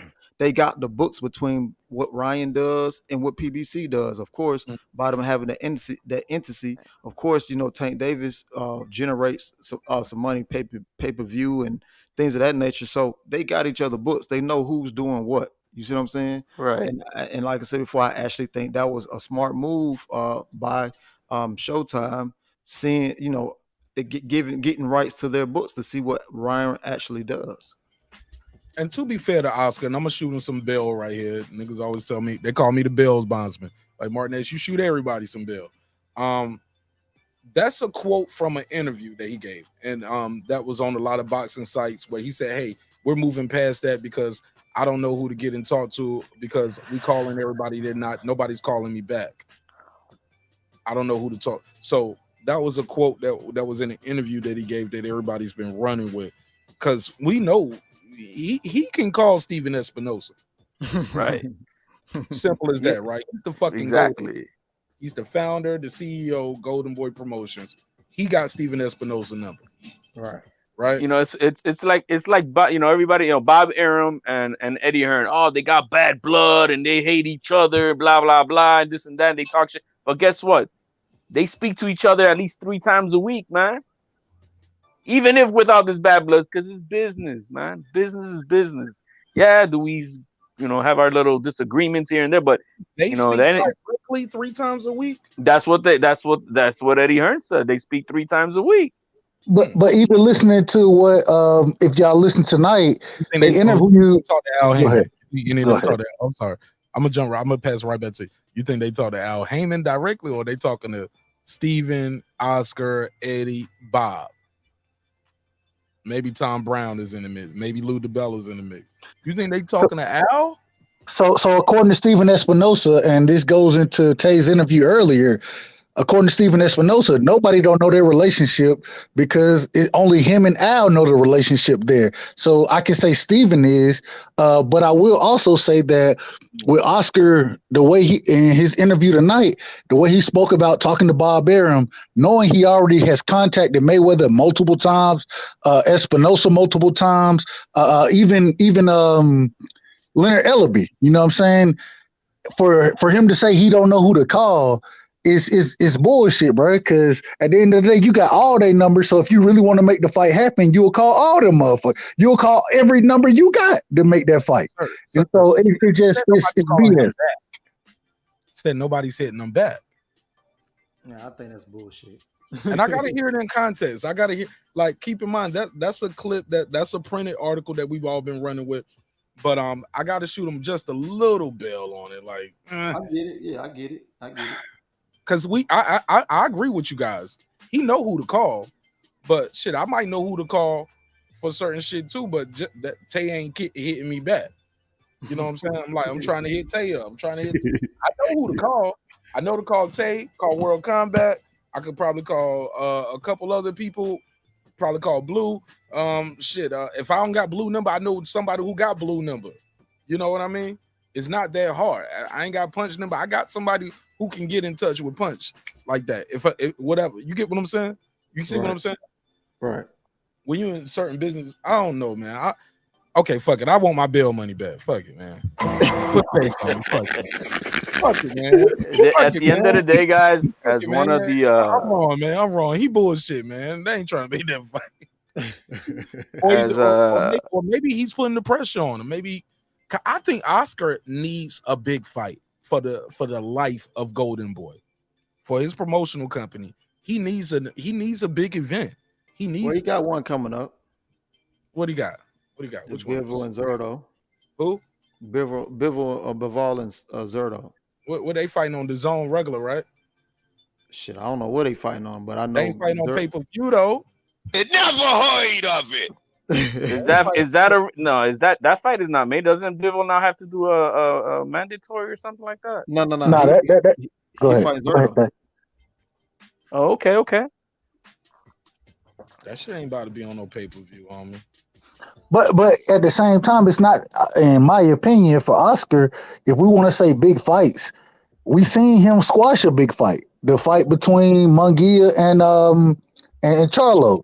We seen him squash that fight, saying that the networks had to have equal footing and all that kind of stuff. That normally doesn't happen unless the fight is huge. And so I don't think he's really looking for the biggest fights. I think he needs his fighters to continue to win so he can continue to promote them the way he promotes them. Good point. Good points there, right, sir? Anybody want to reply to that? I'll say this. I think he needs a big fight. He needs a pay-per-view star, man. He needs a bona fide start, and I just think he needs it. I think his company's on life support. I think the biggest star he got is Ryan Garcia, and Ryan Garcia isn't shit. I don't think he's as. I don't care what the Gatorade commercials say. I don't care what that Instagram and Twitter say. When it comes to putting asses in seats and just being big in the sport of boxing, he's not even the biggest in his division, bro. Just saying, he's not. And I think that's also the reason why he got him in protective custody, though. Is because if he lose Ryan, what he got left? Jaime Munguia. What you mean if he lose Ryan? Like if he lose the fame that Ryan got, if Ryan gets knocked out, then turn around and get knocked out again, all he gotta do is take 2 big losses, and all that Instagram fame he got. Whatever though. Anybody take 2 knockout losses back to back, sort of thing. Like we thinking too far ahead though. I'm saying even one, honestly. We can what if Mayweather would have got knocked out? Then what if Boots get knocked out back to back? What if Virgil get knocked? What if Bud get knocked? What if we can what if all day? You know what I'm saying? I mean, even one anybody loss, get knocked out. Knockout loss. Like look how it changed when he got knocked down. He got a Gatorade deal. What happened? He knocked that man out with a body shot and got a Gatorade deal. He had a deal before that. I don't remember that. Nah, that Gatorade deal just happened with him and Dame Lillard. That shit didn't happen before the Luke Campbell fight, Sir Singer. That's not true. Huh. Yeah. That Gatorade shit right here, that Dame Lillard Gatorade commercial, that shit just happened. That Luke Campbell shit was a while ago. Shit, the Gatorade deal happened after the mental health break. I can do my Google though. Am I wrong? Anybody on the chat want to correct me? You're right. No, you're right. Yeah, he took a mental health break, came back, and we saw that Dame Lillard commercial not too long ago. But yeah, we're going beyond the scope though. Anybody got anything else they want to add? I'm gonna go and land the plane on this one, and I'm gonna come back in 5 minutes. I'm gonna do a members only. YouTube is offering 50% off your first month membership, so you can join the members only for $1.50. I do a one after every show, so I do a live post game after every show. So pull up for the members only. We call it neighbors only. So fuck with me. Final thoughts. 2 minutes on the clock for everybody. Final thoughts. Tay Jones, you my guest, special guest. You go first, sir. 2 minutes on the clock, and please plug your channel. Shoot, man. Overall, like I said, I put Xander Zayas in question mark because again, he continues to impress me each and every time out. I've definitely become a fan of his, especially watching his last 9 fights. Other than that, man, I hope we get some of the fights. I see a question in the chat. Someone asked me if I think Spence and Bud the biggest fight in boxing. Absolutely do. Nobody's talking about the Canelo fight, trilogy fight. Nobody's talking about the Anthony Joshua Usyk fight. All you see is Bud, Crawford, and Earl Spence. So absolutely, I think it's the biggest fight. Other than that, man, you follow me at Pac-Man ATL_Tay YouTube channel, and I'll be over there majority of the times. It'll be nightly basis. Oh, who's the best of this era? Because Teofimo said he the greatest of his era. Who's the greatest of this era? I don't, like I said before, the greatest of his era right now, if you ask me, the guy who's truly the undisputed champion, that's Devin the Dream Haney. Not his division, the era. Oh, well, damn sure it's not Teofimo. All right, we'll come back to it. I'm going to do an episode on that. Pull up. All right, God bless you, my brother. Follow my guy, Pac-Man Tay_ATL, correct? Yes, indeed. All right, and he also has Golden Warrior Body Chill, right? Oh, yes, sir. That's my company. Yes, sir. Plug the company, man, for the people who need those services. Oh, yeah, man. I do cryotherapy, targeted area cryotherapy. Of course, if you know me, you know I got a background in kinesiology and biomechanics along with exercise science. So I can tell you everything thoroughly back and forth about the body, the healing process and things of that nature, post-op surgeries, cryo slimming, things of that nature. Also came into recovery with cupping, muscle stimulation, the normal text compression suits, a scraping process, and stretching therapy. So tell you all about the body, how it's unique and things of that nature to keep your body going, running like a brand new motor. All right, and how they find you on IG? It's at Golden Warrior _ body chill. All right, salute. Check out my boy Tay, man. Appreciate you, Tay. Thanks for pulling up. All right, salute. Go ahead, sir, senior. Yeah, most definitely, man. This was a great show. For T.O., he just need to go in here and just get back to the lab and do what he got to do. Make sure that he's bringing the best version of him to every fight, especially his next few fights.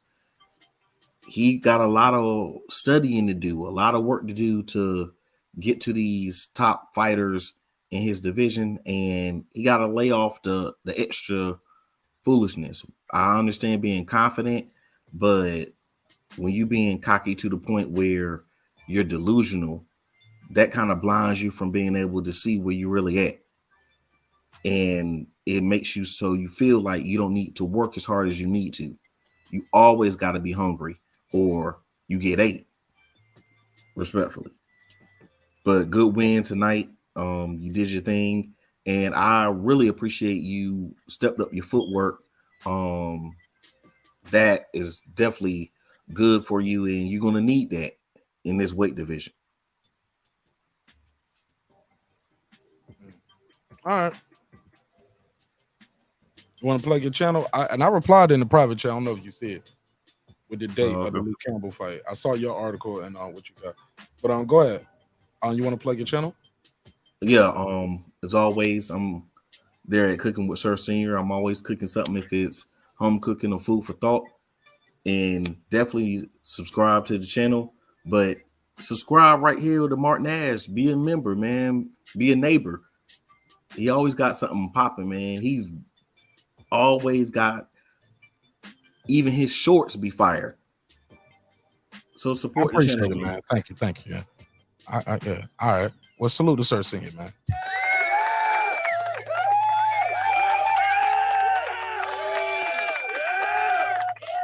Shout out to Cooking with Sir Senior. Go ahead, HOD, and I'm gonna let Right Side close us out. Final thoughts, HOD. Hey, well, real quick, just same thing that was just said. T.O., basically did what he had to do. Hopefully now he just, he didn't suffer no cuts or nothing, so he could go right back to the gym this week itself. So hopefully he goes back to the lab. Yeah, bro, you go right back to the gym. He can't go to the buffet. He can't go get some. No, man. Get a cheeseburger, some pizza. Nah. The stuff he been cutting out just to make weight. He can't enjoy nothing. No. If you want to be the greatest of this era, no, there's no timeout. Just like the young man in the fight earlier, Xander Zayas, bro. He'll be right back at it, bro. This next week. You know what I mean? So, I love, so if he wants to be the greatest of his era, like he's talking all that shit, then you got to go back it up and put in the work. So I expect him to go right back to the lab and start getting better and better, and we'll see what the next chapter holds in this next fight. But as far as being super impressed, man, yeah, just like Tay Jones was saying, man, Xander Zayas, that kid is a great prospect. Not only that, he's a good kid. He speaks eloquent, both Spanish and English. He's all about the hard work. Everybody likes the humble. Well, man, the kid is humble pie, man. The kid is as straight as an arrow, and all he does, and now he lives for his boxing. So, I'm impressed with the kid, and just continue to look forward to more to him. I'm not gonna say all the hype job. He's not the greatest. He's not this and that. He's a top prospect. He's filling out too, man. He looks slow. Hey, 19 years old. They were smart. Big as hell, bro.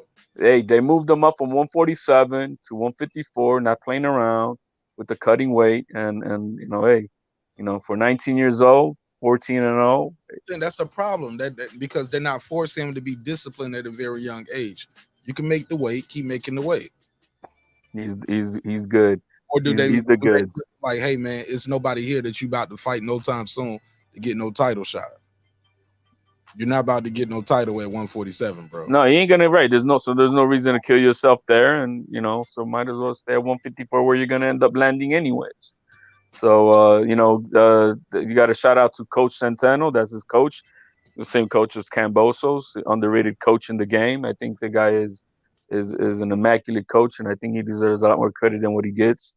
But if there's any surprising moments today, it's just that I see more improvements from this kid. Well-rounded boxer, patience, body, head, just everything. He's just doing everything patiently, and he doesn't go for the kill. You saw he hurt the guy a couple of times. He didn't go crazy, right? He just kept on chopping at the body and whatnot and broke the guy down. So I look for more forward to Xander Zayas, and for Teo, man, we'll see what happens in December. And the chapter moves on. Let's keep it going. All right, Go ahead. final thought. Yeah, right side. I'm trying to do final thoughts. I'm trying to wrap it up, big dog, so I can do this members only. Real quick, Marq Nash, man, thanks for having me on the panel, man. Everybody subscribe. Yeah. And join the membership. You got to, man. I didn't know that. I got to look into that, Mark. All right, I got guys. a Good lot night. of content over there. I'm busy, HOD. I'm doing them every night after every live, bro. Copy that, man. I'll be checking. check I'll it be out. checking. All right, boss. Good night. Salute. All right. Go ahead, right side. Hey man, final thoughts, man. Salute to you, Mark. Appreciate the show tonight. I'm definitely jumping on, rocking with you, members only. Make a statement though. I didn't really have time to ask him any more questions because we almost at 3 hours. Yeah, and my question was strictly for HLD, so I don't want to put it out there. Like, well, Hey, go ahead, put it out there. He can't use the chat. Put it out there. I was gonna ask, what does he think about or Ramos, Jose Ramos versus Xander Zayas as far as who's the best prospect at 54, but it's a very specific question, so I don't want to do that. No, he's gonna hear this, bro. He'll respond. Yeah, and okay. I'm glad you didn't ask him that because that would have stretched it out a lot longer. You know what I'm saying? Agreed. Yeah, he can answer. And so, final thoughts on this? Hey man, it was a great show, man. Teofimo Lopez, I thought he looked decent tonight. I think he still has some things to work on to compete with those guys at 40 or at the top of the division at 40. But man, hey, y'all go subscribe to the channel, Dub Right Side. We got the show, or we got the newest series going. You know what I'm saying? Cooking or rocking with Right Side. Excuse me. We got the Sunday night cookout every night or every Sunday, and then we got a cooking with or rocking with Right Side on Mondays and Tuesdays. This week, you know what I'm saying, we got Coach and the Queen coming up. We got Knockout Boxing 86 TV coming up. That'll be this week. And then looking for y'all, man. Looking for everybody in the chat. Marq Nash as well. Looking for y'all to jump on and get a good quality sit down with y'all, man. You know what I'm saying? Get to know y'all better. So that's what Rocking with Right Side is about. So, sub to the channel, man. And Marq Nash, appreciate you, bro. Appreciate you for letting me rock with you and always allowing me on the panel and showing me as much love as you do on the scene and behind the scenes. So much love to you, Marq Nash. For sure. Pull up for members only, man. You're going to get all the time you want, man. We're going to have a good time. All right. Yes, sir. Yes, sir. I'll be there. All right. See you in about 5 minutes. All right. Go ahead. Boston Scholar, take us on. Final thoughts, man. I feel like tonight was exactly what we expected. That's why it was a tune-up fight. And I remember when Conor McGregor had his tune-up fight with Cowboy and Stephen A. Smith criticized it, and UFC fans ran his ass off for criticizing Conor. I feel like boxing fans don't have no. They don't have no loyalty. Yes, they don't have no loyalty to. That was going to be in my breakdown, the UFC versus boxing, but they don't got no loyalty to they. Stephen A. was like, he hit him with a shoulder. And they was mad. They said he's not qualified to talk about the sport. He should be banned from the UFC fans fired his ass up. He's never covered another UFC event to my knowledge. So I feel like boxing fans, we got to do better as fans, man. It was a tune-up fight. The man is a former champion. He's coming back after a long layoff, after potentially mental issues. I don't know what's going on. I can't speak on what's in his mind. I just know he hasn't accepted the loss fully. He had esophagus injury, and he had shoulder surgery, I believe. And he ain't fully accepted the loss on top of all that stuff weighing on him. I was just trying to stick with the facts, though. Yeah.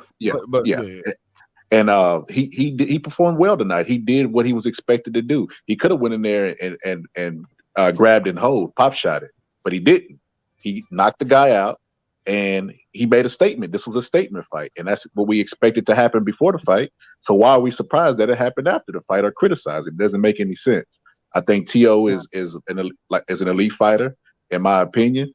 And I gotta say this, man. Mark might not like this, but Taylor Bell, man. Taylor Bell, you owe. Every time I see you in the chat, man, you always talking shit. Don't talk shit unless you pay what you owe. You owe, man. I was on that episode where you fucked up the church's money, and you be hopping in the chat saying slick shit, man. So don't. I'm gonna address you. I'm gonna run your ass off every time you in the chat, man, until you pay what you owe. He called me the boxing no scholar for my opinion, but he never challenged why my opinion is wrong. I basically, if you go to my page and look at my Tio versus Campos breakdown, it happened exactly the way I said it was gonna happen. I ain't no Monday morning quarterback. I made the video before. What you said was gonna happen? The left hook was gonna be the key because he leans to his right side, and he should throw the right hand left hook combination and finish the fight, and it was gonna end in knockout. I thought it was gonna happen between. In the 5th round, I thought it was going to happen, but I was wrong on the round. But I knew the fight was going to end in knockout. So it ain't like I'm coming at the Monday morning quarterback like, oh yeah, I knew it the whole. Everybody does that in boxing. Two things that's consistent in boxing: everybody was a former boxer, got experience, and everybody knows exactly what's going to happen in these fights. That's two things that's consistent. But anyway, man, I ain't gonna hold y'all. Y'all jump over to the members only with my boy Mark, and we out. We can take the landed plane. Hey, look, real quick. I'm gonna tell you what's funny. I just entered the survey. Ironically, you know what the numbers are? 50-50. 118 votes. 50% was impressed. 50% was not impressed. You can't make this shit up, man. Boxing fans, right? Yep. 50-50. 100%. I mean, over 100 votes. 50% yes, 50% no. Yeah, I put it on the screen so y'all can see what I mean when I say these things. But yeah, wow. Were you impressed by Teofimo Lopez? 118 votes, man. Split right down the middle. You can't make that up. All right. You want to play? I'm sorry. It's fair to say the 50 that voted no didn't like Tio before. And the 50 are Tio fans, and they gonna ride to the wheels fall. That's how boxing works, man. So these surveys are pointless sometimes. Pointless, man. I gotta give you more choices than yes or no. Yeah, because they vote with their heart. They gonna be like, what do I feel right now with my heart? Not logic. What am my heart telling me? And you was impressed with him, for the record, right? You click yes. Yeah, right? I was impressed. He's like the medical conditions that they listed, the fact that he's coming up to a newer weight. This is the first fight at a newer weight, and he's coming off a loss. A lot of the people before this fight, the same people that's not giving him credit, was saying that he's not going to look impressive at this weight, that they were giving the other guy a chance because he's a bigger guy and he has more experience at the weight, et cetera, et cetera. Now that he went out there and knocked him out, I wasn't that impressed. The only thing that I could criticize is Tio needs to bring in more help with his dad, as far as that is concerned. Because the 2 weeks of sparring for this fight, it showed. He was fatigued in this fight. He needs to bring in a guy that's more experienced to help out with his dad if he doesn't want to get rid of him, but he needs more experience in this corner because that's going to cost him. Why he only did 2 weeks sparring? I know they said they brought it up. I heard them mention that in the fight, but I never heard why they only did 2 weeks. I wouldn't even bring that up, Mark. It's the art of war. Why would you? So experienced trainer might say, jump on him early. He's going to fatigue later in the fight. Give him body shots. You know what I mean? Like, I wouldn't even bring that shit up. That'd be something y'all find out, you know what I mean? Maybe in a tell-all book years down the line, man. Fuck, I'm not revealing that to my enemy, giving them something to game plan off of. But no, they didn't. They never said why. They just bring it up for no reason, which is stupid to me. All right. Well, shoot. Let me go ahead and heat this food up. I'm gonna be back in 5 minutes for members only. You want to plug your channel before I let you go, my guy? Yeah, you can find me on YouTube at The Boxing Scholar, all one word, DA Boxing Scholar, like that. And go check out my breakdown of this fight before the fight and tell me what you think about it. See if you think I'm a Monday morning quarterback or if I'm the boxing no scholar like these trolls be saying. Taylor Bell, I'm running you off the block every time unless you pay. Bro, he ain't never called in. Bro, you ain't even got to do that. He never has called in, and he's never joined my panel or any other panel, far as I know. So it's all good, man. People, like I always I'm running say, them from the chat though. Oh, okay. If I see them in the chat, I'm running from the chat. Yeah, they in the chat. They want to be in the chat, homie. I always drop the link, and I always have a phone line. Some people call in, some people pull up, but Open channel, open panel, open dialogue. Long as we keep it somewhat respectful, we can always come back and do it again. But thank you so much, my brother, for your time and energy. I'll see you on the next one. All right. All right. Peace. Yeah, it's all good, man. I don't be trying to get into none of that shit, man. You know, people gonna disagree all the time. Shit, motherfuckers be trolling me in the chat too. It is what it is. You know, you got to be built for this shit. Sometimes you're gonna win some, you're gonna lose some. Some people gonna rock with you. Sometimes they not. They ain't gonna rock with you on certain topics. They'll rock with you on the next one. It's all good, man. Look, as long as you stay the same, it'll always come back around. You know what I mean? So I love y'all. Hope you love yourself. If not, guess what? God loves you. So does your man Marq Nash here at the neighborhood, where we breaking beats, breaking down business, entertainment, art, technology, sports, and anything else you and I feel like talking about. It's a hip-hop political sports show with a comedy twist. We like to let the jokes fly because life is serious enough. Look, man, I couldn't do this show without help from some of the best people on YouTube. And I got to tell you, they the best on YouTube because they rocking with me in a major, major way. So shout out to all the neighbors. Appreciate y'all, man. Appreciate y'all. Look, let me do a quick roll call and I'm going to land this plane. Salute to Mighty Yoel. What up? Deuce Times. What up? Brandon Washington. What up? Born Supreme. What up? Karma Serene. What up? Lisa Bells. What up? That guy Eclipse 330. What up? Ace Retro. What up? Lady Shan Dun Them Season. What up? Dub Right Side. What up? Jake Legault. What up? Right Side, you killed it tonight on the panel too, homie. Super proud of you, bro. You nailed that shit, man, on all your spots. Pause. You know what I meant. You killed that shit, man. You did a good job, man. Definitely did a good job. What up? Jake Legault. What up? Rider of the Storm. What up? Born Boxing Lounge. What up? The Sweet Science Examiner. That's my boy Tank. He's an architect. What up? Piotr came back from Mexico, man. Got to tell us about that trip. What up? D Bevel the Champ. What up? Rob G Films. What up? And of course, Derek Lincoln. Thank y'all so much for your time. Thank you for your energy. Always remember, respect is free, man. Disrespect gonna cost you everything, man. Dreams require sleep. Goals require effort. You can get that hoodie at marqnash.com. We got the What Can I Say shirt. It's a multicultural, multi-language shirt. Definitely a conversation piece. Only comes in 3 colors too. Limited edition right here. Only 3 colors. So you can get the Breaking Beat shirt. You can get the Marq Nash shirt. Why would I get a Marq Nash shirt? You buy Tommy Hill figure, won't you, bitch? Okay, never mind. Support the show, man, in a major way. Thank you so much for your time. Thank you for your energy. Look, man, sometimes when we do these conversations, we talking about boxing, talking about who's the best. It can get a little heated. It can get a little toxic sometimes. Always remember, never, ever forget this. I built this shit. Me. Brick by brick. And I'll be damned if I let you tear it down just because you don't like the way another nigga talk. Members only stars now. Drive, motherfucker.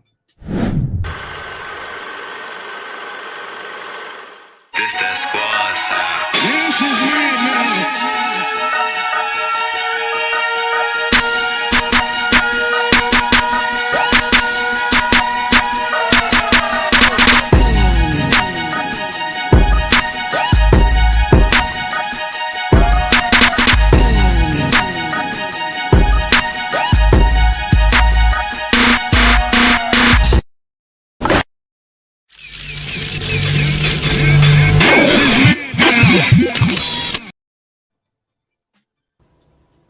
Subscribe. I don't care how many subscribers he has. Support him. So he made all this possible. He made this possible. Nah, Dr. Mark, God made it possible, and so did dope-ass viewers like you. I'll see y'all in about 5 minutes. Let me heat this food up, and we're going to jump right into this members-only post-game show. See you on the next one. Peace.